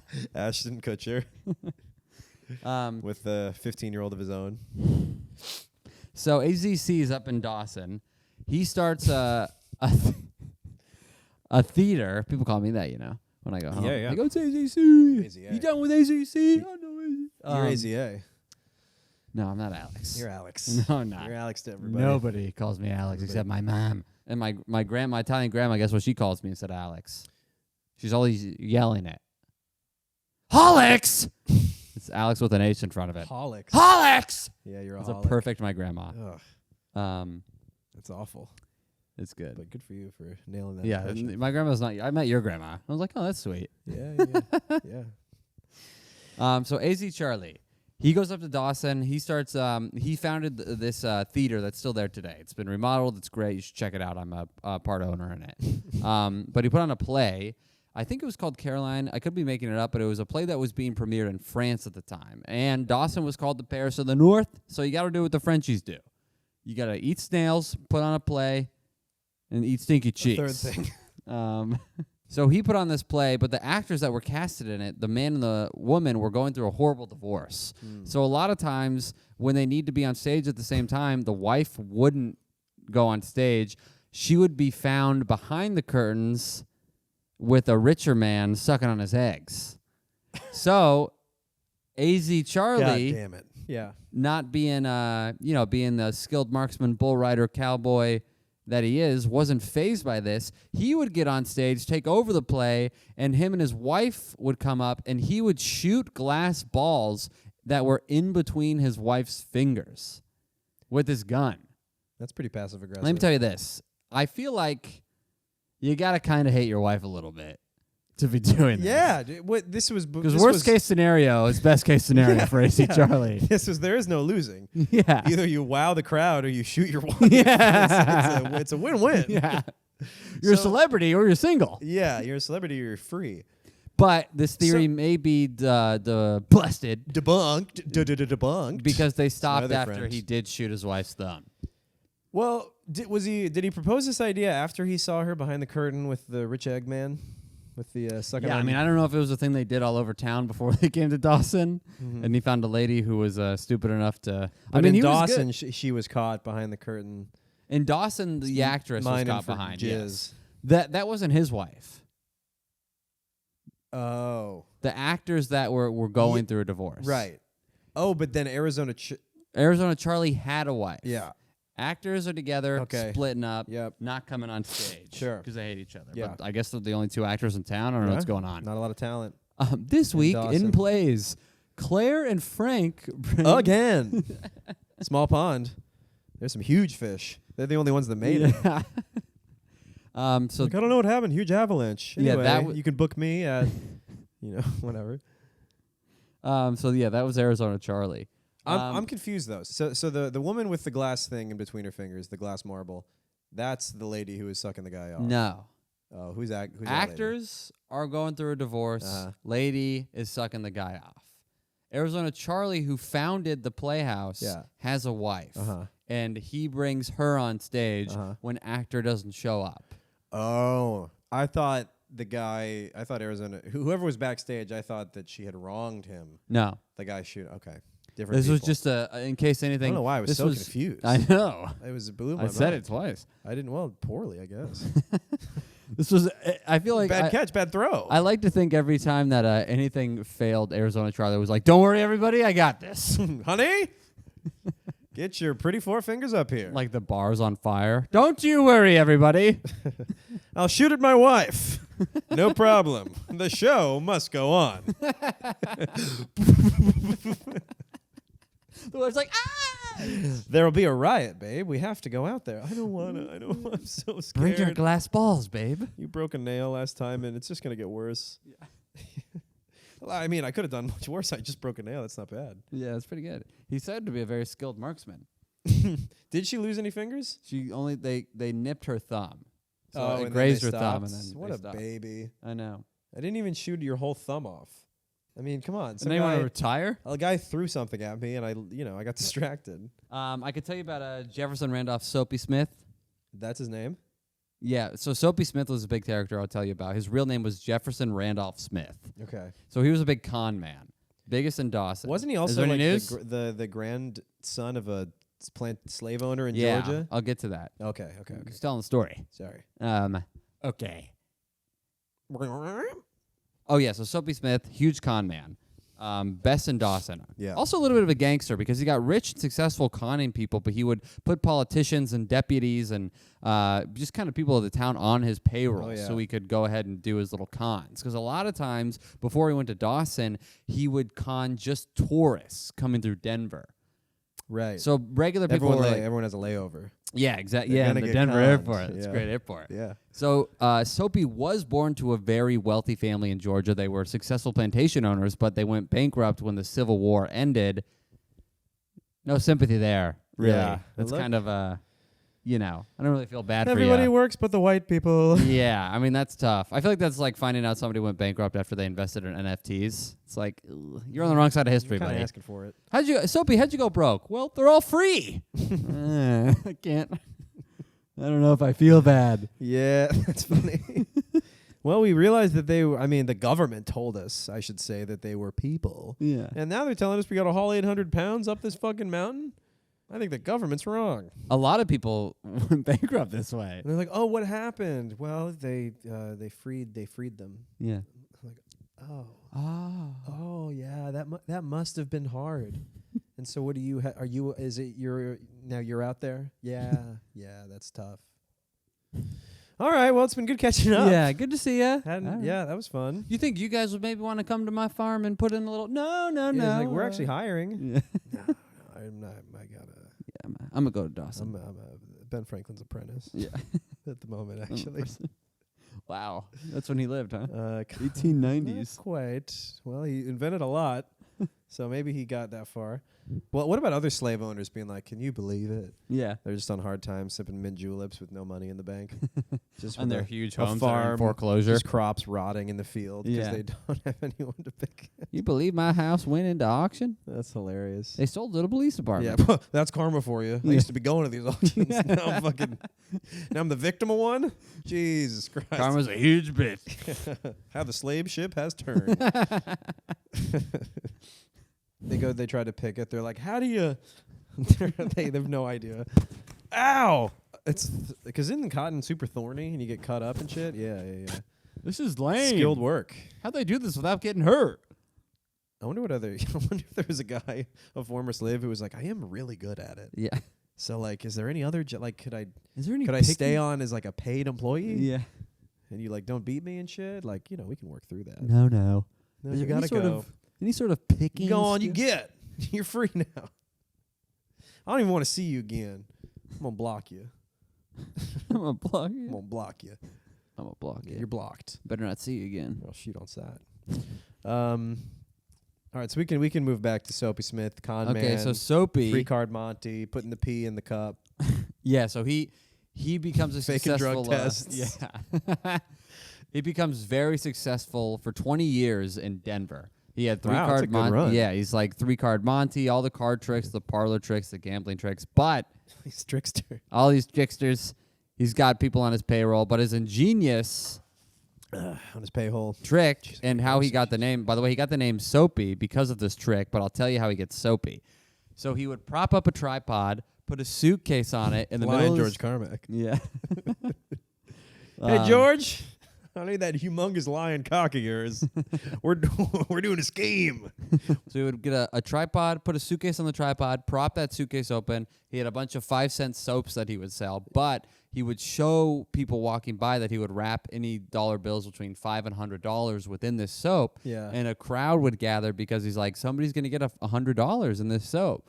And then he would Golden have ticket. a plant by, not a I forgot what they called it. in the old- Person. They had it. No, they had a term in the old times. Oh, did they? Ye plant. So he would have a buddy of his, a crony. A crony. Crony capitalism. Unwrap the soap with the $100 bill, and then everybody would go crazy. So people started buying a bunch of 5-cent bars of soap, a bunch of suitcase soap from Jefferson Soapy Smith, and so he made a lot of money because I think people would kind of just treat this like Pokemon cards. That's where Tyler Durden's grandfather started selling soap.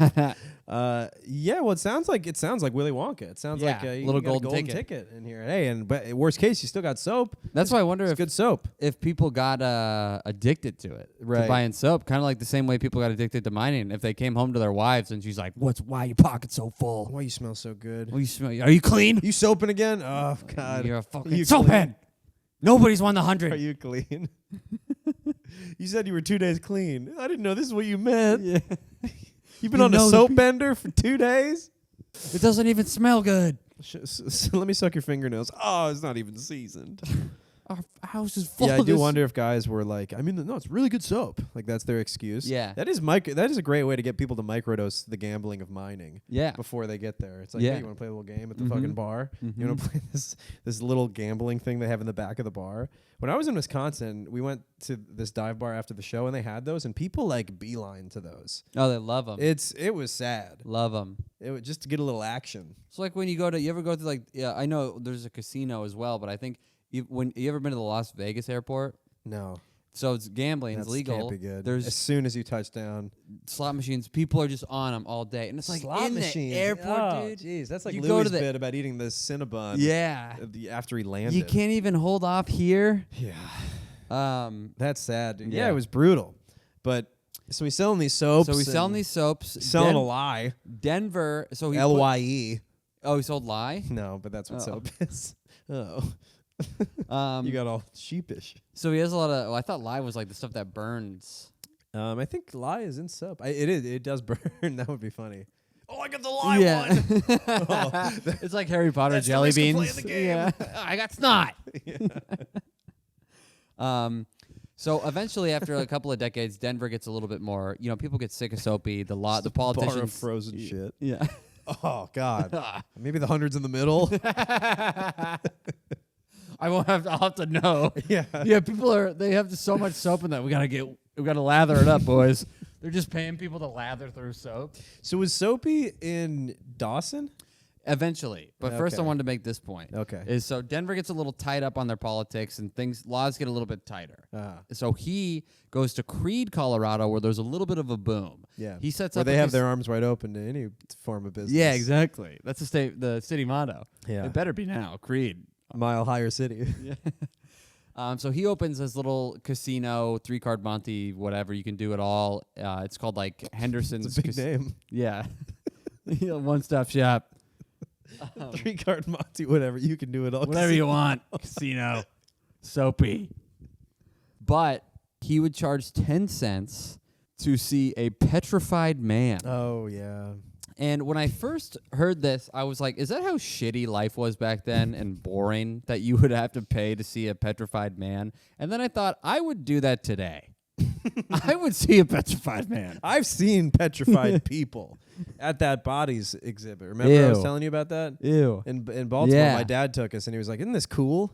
And I'm like, this was not... I was like 12, and my brother was 10. That's the insides of a testicle. That's the inside of a real guy. Yeah, that's weird. His name's on the plaque. Oh. Yeah, you could, you see his resume, whatever. But yeah, they take real bodies, freeze dry them, and then display them so you can learn about anatomy. Ugh. Sick fucks. You saw there was horses, dragged one from the bog, stripped him down. Yeah.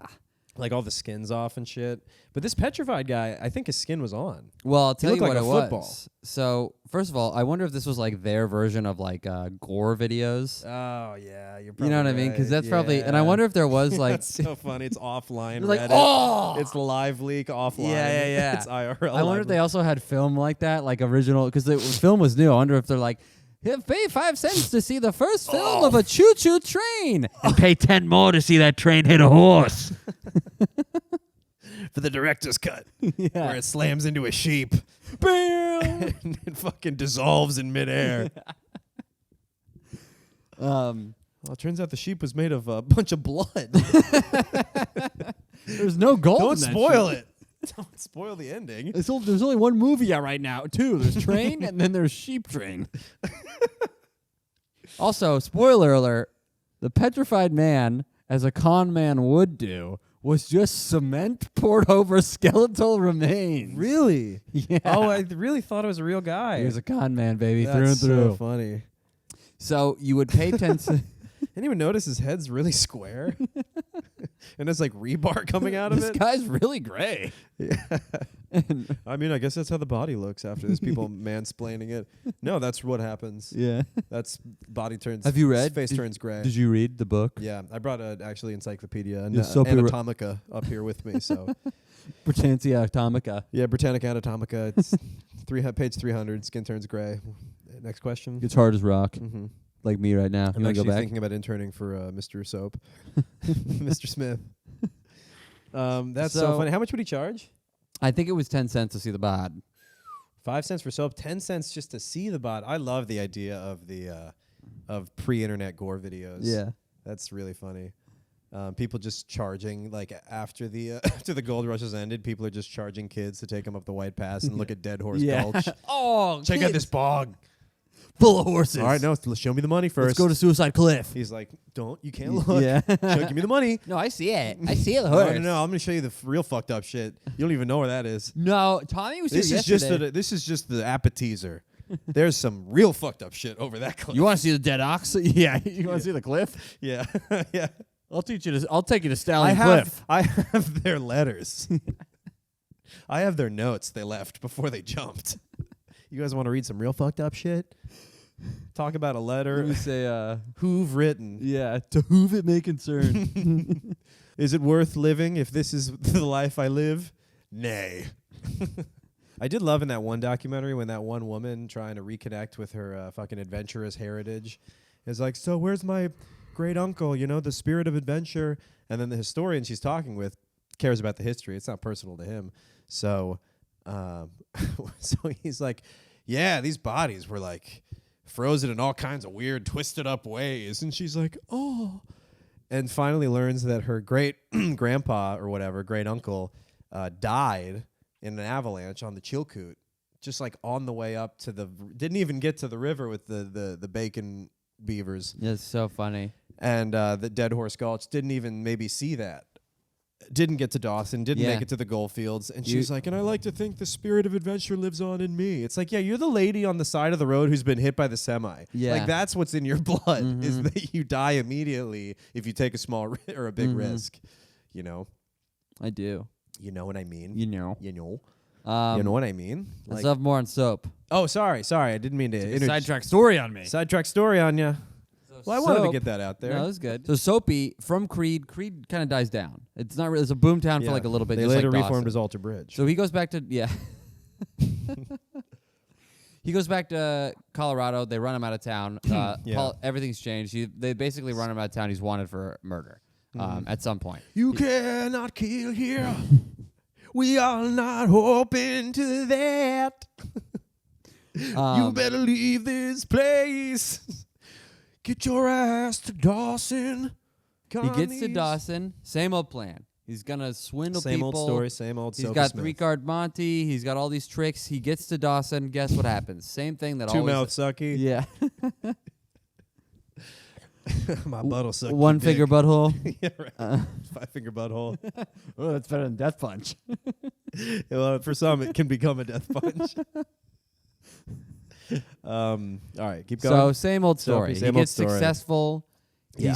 He's tricking people and he's making a ton of money. He has a bunch of people behind him because he's supporting people. He's buying everybody drinks in town. He's got a lot of riz.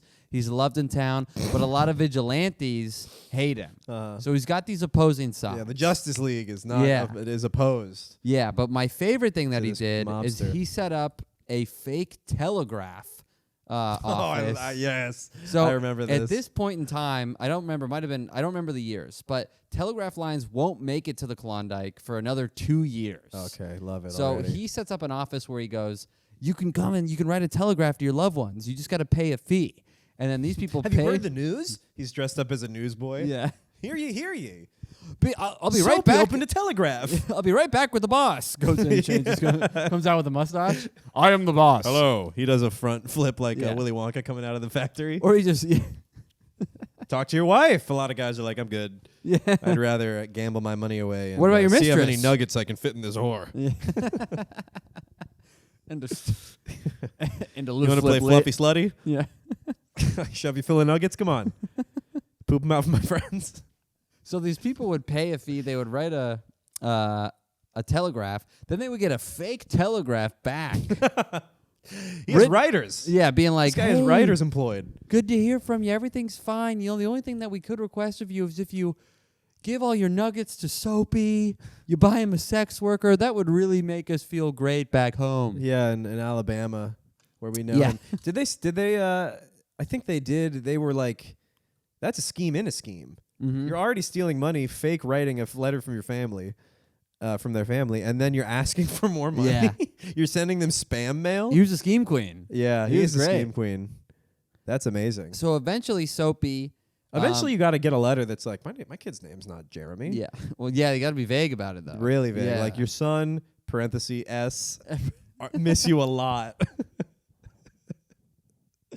They/he cannot stop talking about you, my love.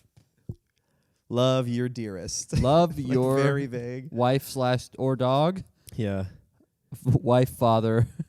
The sink/oven was acting up today. You know how we've always had that problem, and / it's never been one. I think my wife went crazy. So these eventually. You admiring the art? It's great out there. It's great out there in here. Bet it's warm. Yeah. They're in the water. It's got to be warm. Yeah, that dog isn't even wearing a coat. So Soapy eventually tricks somebody too How many pieces of hard. toast you making? What? I keep hearing it ding. Oh, nice. I've heard it ding 5 times. She's hungry. Hungry gal. Yeah, Well, maybe some for the dog. But it smells good. It smells like toast. does smell good. Maybe she's putting her hands over the thing, just toasting bread over and over again. Her hands and her feet, then her ass, just individual parts of her body. I love when the toast pops into my ass. I don't know why she sounds like that. Yeah, well, that's what happens when weed That's- touches a celiac's asshole. Silly You, asshole. you turn into the opposite sex for a moment. Oh no, I am deathly allergic to this. So eventually, Yeah, go ahead. Soapy ends up dying because there's a group of vigilantes that hate him. He has a militia that the president signs off on. Because Oh, yeah. yeah, so he's got a group of people too. For the Mexican-American War. Yes. For some reason, the Yukon's going to play a big yeah. role. I don't know in why. The Mexican-American War to get to reclaim. Maybe they're the reserves. California. I don't know what that. Yeah, he's like, I'll get some guys up here, and they're like, yeah, dude, let's do it. Yeah. We'll send you some money for the guys. Yeah. Where are your guys at? He's like, oh, they're right at the border. Yeah. I got them stationed so In case far. they make it all the way up. So far south. They're almost an invading force. I got my guys on the front lines. So, also, I'm doing like telegrams now. If you guys have any messages to send to your loved ones, I got some soap. If the lady's a little smelly, she's smelling like some sourdough starter. I've how it attached is. a sample of a petrified man, a bar of soap. Let me know if you're interested. Signed, Soapy. He's scamming the president. Yeah. Yeah, I got a sweet army up here. P.S. I'm gonna need like money for 100 pairs of boots. We're gonna make it. We're gonna do it big. We're gonna do it good. We're gonna do it big. We're going to do it real good. So eventually he dies. Yeah. Well, He this gets guy shoots him. This guy's like, "I'm calling you out, Soapy." I heard a totally different story. Really? That's the other thing. Well, one of the stories is that this guy taught, Clark Reed, Tara Reed's great. I think Frank Reed. Frank Reed, Tara Reed's. Regardless, he's related to Tara. I know it. I see that The adventurous celebrity smile in nobody her face. remembers. Yeah, whenever someone is about to avalanche on her, I see her adventurous smirk, and I know she's a descendant of the Yukon Gold Rush. This guy challenged him apparently to, they were standing right at each other, and I don't know, some citizen shot him, and then later got shot in the stomach and died painfully. What I heard is that there's this group of vigilantes that hated Soapy, and they wanted him out. And then eventually he 3-card Monty's the wrong guy out of a lot of money. Okay. And the vigilantes come to him, they're like, give him his money back. That's way too much money. Fuck you. And Soapy's like, no. And they're like, all right, we're going to go have a meeting. And then Soapy's like, let me into this meeting. And then Frank Reed, along with a few other security guards, are like, you're not allowed in this vigilante meeting. And then he... This is about you. Yeah, exactly. I want to hear. Say it to my face. We're talking shit, not to your I'll face. get the president on the gram right now. Already, yeah. Let me in, Frank. Is Morse code coming out? He is not happy with you guys. He's mentioning all you by name.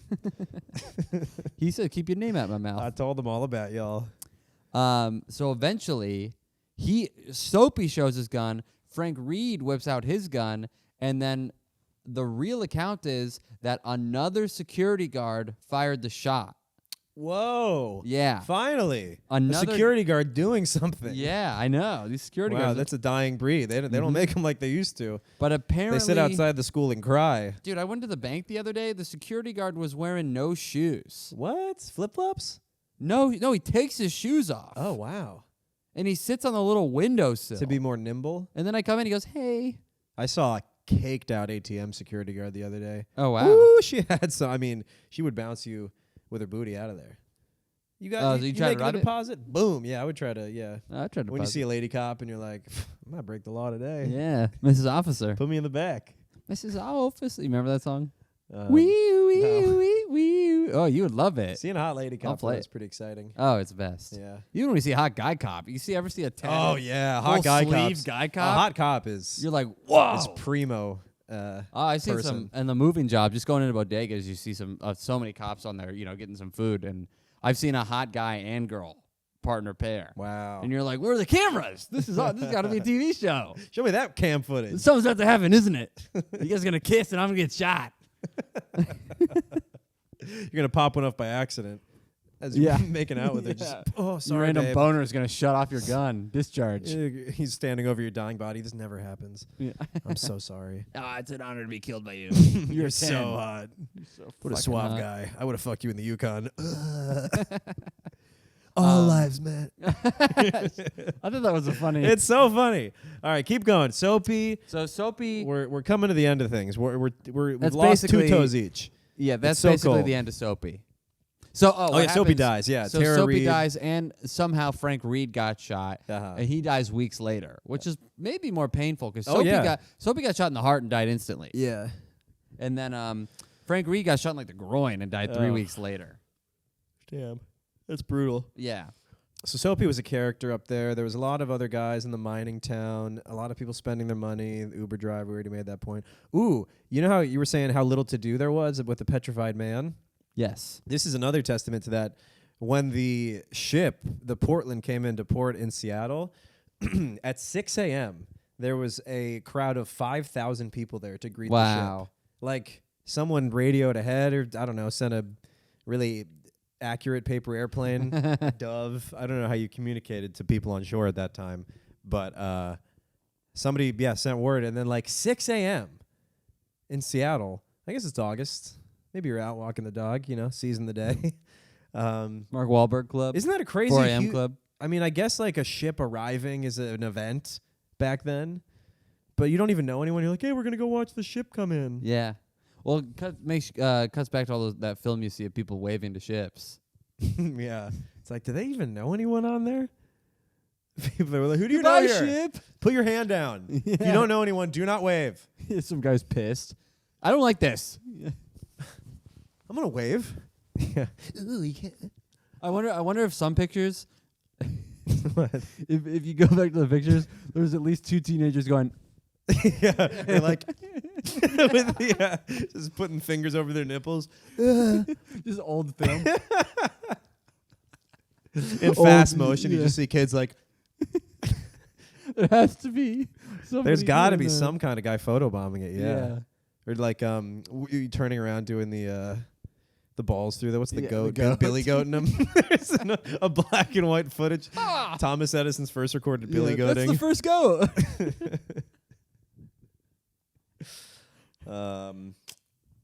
Yeah, how did other people make money in Dawson? Oh, I did like how one dance hall girl, like, I don't know, it was so cold and dark and the guys were so lonely and sad that somebody sang a real sultry tune and she collected like $2,000 Yeah, it was like a young girl. worth of gold flakes. Yeah, it just captured everybody's hearts. It's like that movie Five Goes West or whatever. Oh, I haven't seen that forever. Do you remember in the scene where the pretty mouse sings a song for all the cats? I think so. And all the cats like melt and like love her and don't want to eat her. But then her love interest mouse comes in and they're like, it's a mouse! Like she transcended mice. Ever told you my friend's joke about white people say like someone, you know, a really successful black person, they're like, he transcended race. And I think it's white people's way of going, we actually like that guy. Yeah. Like Michael Jordan and stuff, transcends race. All right, well let's wrap it up here pretty soon. What else do we have? Well, I think we just kind of have it ending. Yeah, I think we do have. Oh yeah, we have Belinda. Oh yeah, the end. We have Belinda Mulroney. Who was Belinda? Belinda was the lady who had these aluminum tubes that she wouldn't tell anyone about. Real sneaky about her tubes. And then when she finally got to Dawson, it turned out that in the tubes was lingerie For all the SWs, the hoes, tooties. Yeah, all the new toots to town. Yeah. Yeah, the new packing list has been revised. They're like, you need 2 pounds of onions, 1 hot bitch, a cold bitch, and a hot towel. 3 strap-ons. Right. Imagine wearing lingerie in the Yukon. So cold. I know. Like undressing, it takes like 10 minutes. You're like, just wait a sec. Well, that was nice. Yeah. Yeah. Making small talk. It takes. So how was your day? She's zipping out of a You're not going to tell anybody, right? sleeping bag made out of elk. Yeah, I think that was mainly it. So a lot of people didn't get rich. 2,000 found gold. And I don't want to do all the stats. Like 50 people made it out. Yeah, a lot of people were spending money hand over foot. Ooh, there was this. What about that one guy who struck it rich, left immediately because he felt the gambling boiling in his blood, got to another town. Somebody wanted to play cards with him. He lost it all. Played dice. Lost it all in a dice game. Couldn't make it out of Canada with the money. Yeah. That's tough. That's he was aware of his gambler's vice, but it got the best of him. I know. That was a sad story. He was like, he left town immediately. I'm like, oh, this poor guy. He's something. His wife left him or something before, and he's like, I gotta go. Yeah, and then he books a room in, and he's just like, one night, I gotta go. Just one night. I'll be out first thing in the morning. I'll pay whatever you want. And then he just hears the little clatter of dice. He's like, oh, fuck. Gotta get snake eyes. What the fuck is that? I gotta lose. I gotta see those eyes. Oh god, I'm gonna fucking lose.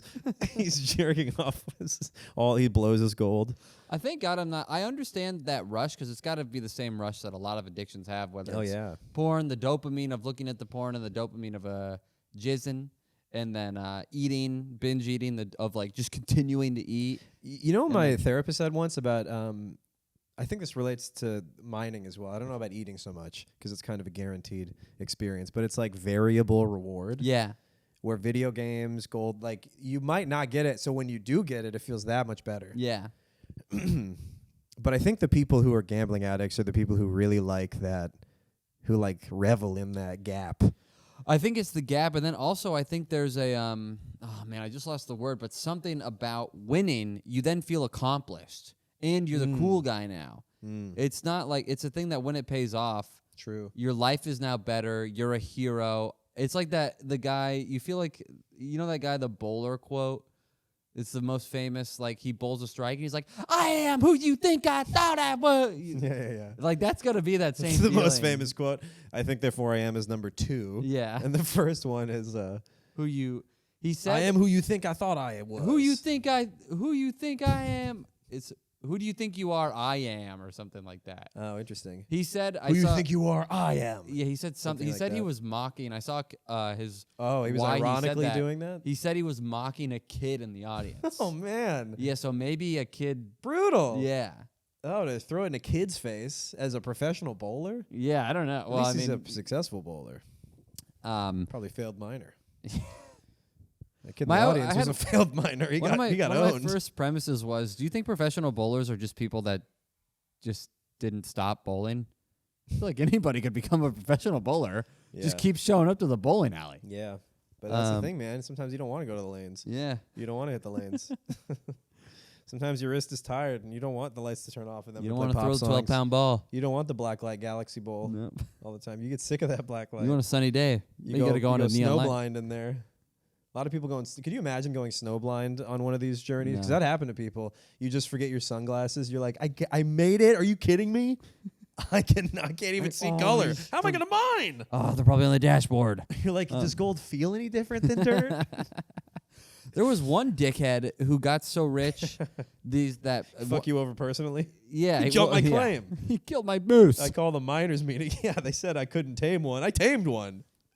He was rich, so he went out one night and everybody followed him because like, oh, this guy's going rich. He's rich. He's on the move. We got to go. We got to stay claim where he's going. Yeah. And he goes like through a horrible travel. People Sam are Sulek. getting frostbite. They're getting maimed. And then he stakes claim, and nobody found anything. And they found out that he made a bet that you couldn't keep a secret. Yeah. And one guy lost both of his feet due to frostbite in it. What the hell? Joke's on you, dude. Sucks to be a follower. I mean, you could turn around and be like, hey, I didn't tell you to follow me. It's true. That was the whole thing. So he didn't just say left. anything. He didn't say anything. Yeah, but everybody followed. I don't know. I kind of respect it. Yeah. I mean, it's like, it's a tough lesson that you don't need to be taught. Not at all. But that's pretty rude. But imagine you get to where you're going, and you're like, we're here, and they're like, oh, there's gold here, and you're like, no. I don't know. Who said that? Who said that? Yeah, I was just going for a walk. Oh, yeah. I was going for a nice tundra walk. I was just going for a little glacial stroll. Oh yeah, I guess there are a lot of people behind me. I was kind of in my head.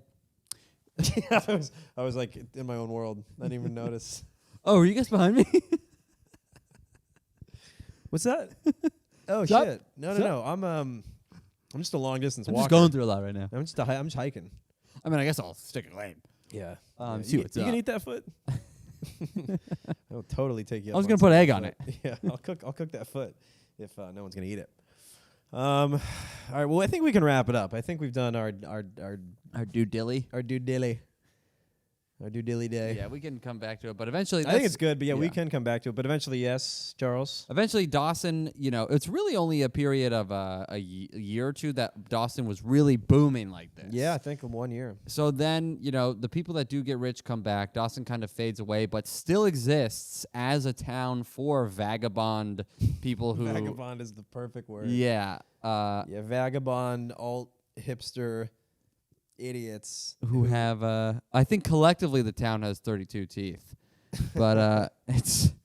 Well, there's a guy who looks like, Ed Sheeran, grew up in Ohio. Yeah, like an anarchist Ed Sheeran. Yeah, right, Antifa Sheeran. And then there's this trans lady who, reenacts plays. Is she trans? Either she's ugly or she's trans. I don't know. But whatever it is, I'm calling her she, and I'm respecting her disgusting face. It's brutal. The camera guy he knew what he was doing.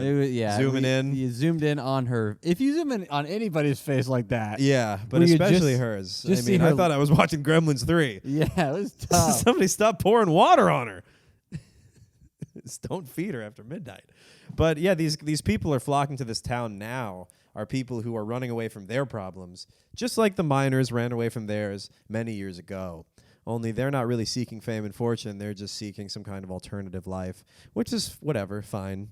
But oh man, yeah, it doesn't look like a place you'd want to go. No, you don't want to end up there. And I think anyone who does end up there is lying to themselves that it was intentional. For sure. They're like, no, this is what I wanted. When I grew up, I wanted to live in a post-boom town. Yeah. An abandoned gold From town. 100 years ago, it's still dirt roads. Yeah. They're still finding gold, though. Yeah, there's people, but it's still like, what? I don't know. I wouldn't do it. It's like boring. So who would you rather be? Klondike Kate, Soapy Smith, the moose that Skookum Jim shot? I would definitely be Soapy Smith. He led a crazy, wealthy life. Yeah, it does sound until he pretty finally baller. got shot in the heart and instantly died. I would be Emerson Brainert or whatever. He was like the Seattle guy who advertised. I'd be Tappin' Adney. Yeah, Tappin' Adney. Chronicling because that dude had a lot of money. He was subsidized on a magazine. It's true. Subscriptions, but That's used true. to be big. Let me look up. I can't because maybe I could. The Wi-Fi and stuff. We should wrap it up. I'm cold. We gotta go. Thank you guys for listening. We appreciate you. You can check out the Patreon. We'll put some bonus stuff up there. One day I just farted, and you gotta sit in this chair though. You want me to tell you in 3 minutes real quick. This crazy thing that happened. I hit a guy with my car. Oh my God. I know. Gee. Bad, dude. I knew you driving nuts. Yeah, this was bad. Justifications. Yeah, it was like this 19-year-old kid. Oh my God. I know, black kid. Of Oh course. no. Was he trans? No, but he had his hood up, and I thought I saw a gun. No, thank God wasn't trans, but I didn't check. No, and then a group of people was there. And it was like, it's bad because it's like, I want him to be okay for multiple reasons, obviously. His bike just got repaired. He's in my phone as Johnny got hit. His name's Johnny. And I'm like, I've been there too. You know, it was kind of crazy. Were you crying? Was I crying? Yeah. No, I wasn't crying. You hit him on He his was bike? like in shock. Yeah, but he did come out of nowhere. Yeah. I mean, I was turning, and then he just he didn't have. I mean, he didn't have lights on, but I also think he was doing the wrong thing. I think he's also kind of autistic or something. Yeah, sure. Because he kept apologizing to me and was like, I'm sorry, I just hope your car's okay. I'm like, I hope you're okay. You're in shock. I've been where you are right now. You got to get your bike looked at because I didn't get mine looked at. And I don't know if you know the anatomy. I just did my joke to him. But yeah, there's these people like, you need to call an ambulance for this guy. And I was like, whoa, okay. Well, nobody said anything about an ambulance. Yeah. And then some other guy was like, no, they're going to sort it out. So I think he also recognized that an ambulance was, if it wasn't, like this guy could get up and walk around. And I mean, I was probably going like 15 or something. Yeah, if you were turning, I was turning. Fine, yeah. Yeah. But it was like, dude, I mean, I hardly felt anything. When was that? This was like Thursday. So now I got to pay. I mean, I will happily pay for this kid's bike repairs, but that's like $150. Damn. And then I hope he's okay. Because now in my mind, I'm like, he could sue me. Yeah. All this shit. And like, he has my, yeah, it was crazy. No, I mean, things happen. What is he going to sue you for? And if I he don't was know, in the but wrong, he was so weirdly like apologetic and all that stuff. I was like, is your parent like an illegal like are you trying not to put spotlight on your family or something? That's what happens in Arizona. I mean, I don't know if you had that a lot in Maryland, but if you would hit a person of color. Yeah. I mean, really, Arizona's very white. Yeah. My buddy would do like get in a fender bender, and then a Mexican guy would get out of the car. He's like, "No worry, no problem." Yeah. And then like get in the car. Yeah. And he's like, So I felt horrible, and he was like, it was also the thing where this lady was really trying to advocate for an ambulance, and I did. I was like, look, I've been there, and like if you're okay, ideally you don't want an ambulance. Ideally you go home, catch your breath, come to your senses, and then like make an appointment to get checked out, and like he should get checked out, etc. But I did feel a little weird with like I was trying to get him not to call an ambulance, but I also this was crazy. His Apple Watch was beeping because his heart was racing or whatever. And so it was like beep, beep, beep, beep. And he's trying to turn it off with his glove. And his glove's on. And he's just kind of panicked. And so I'm like, do you want me to get your Apple Watch? And he's like, yeah, if you could. And so the prompt says, cancel emergency SOS ? I go, yeah. Let's go ahead and cancel that. Let's talk like men. Me and you, mano a mano. I've been hit too. Listen, it's tough out here. Yeah. These are dangerous You ride a bike, streets. you're going to get hit. These are dangerous streets. Yeah. You're wearing a helmet. That tells me you're ready. Oh, he was wearing a helmet? He was, yeah. So I was a little less worried because he was wearing a helmet.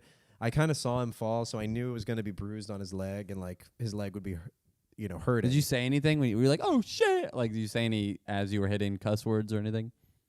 I think I was just like, oh my God, or something. Yeah, yeah. Were you with anybody? Horrible.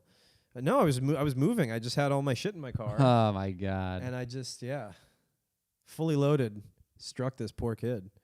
And they're like, he's a minor. You got to call it. He can't make that decision for himself. I'm like, how old are you? He's like 19. I'm like, yes. I felt like a real just made it. A real creep on the stand, if you know what I mean. And I was like, she said she was 19? And she was. Can I get a name there? So I don't know if I'm going to leave any of this in or like put this in a Patreon or something. A fun add to the joke, though. But whoo! Yeah, that's tough. I know, dude. I felt really bad. I have a fun story. Well, not really. We can go. Yeah. Yeah, let's get out of here. But anyway, thank you for listening. Follow Overshadowed_podcast. We'll, we post clips and shit at Charles_Angle, at Zach Russell Comedy. Thank you guys for listening. Hope you learned about the Klondike. Maybe we'll dive into it a little later next episode, cover some odds and ends, maybe some other gold rushes, maybe the Indian Removal Act. Chinese. Oh, real quick thing at the very end. You know the Portland, right? The SS Portland. Yeah. That had a sordid history. It used to be used for smuggling opium. Well, I saw that in your notes. But what was even worse? Chinese. Yeah, Go that was smuggle 'em in. more scandalous. You get those. They're fake like, look, our writers, they need to get high and think of some ideas. Opium is the muse, but these Chinese people. Yeah, it's so funny. And then there was like that was why it was like a controversial boat. Like, you tell me Chinese guys slept here? Oh, none of that gold. And all this sweet dust. God, I love this ship. Good ship. All right. All right, goodbye. Goodbye.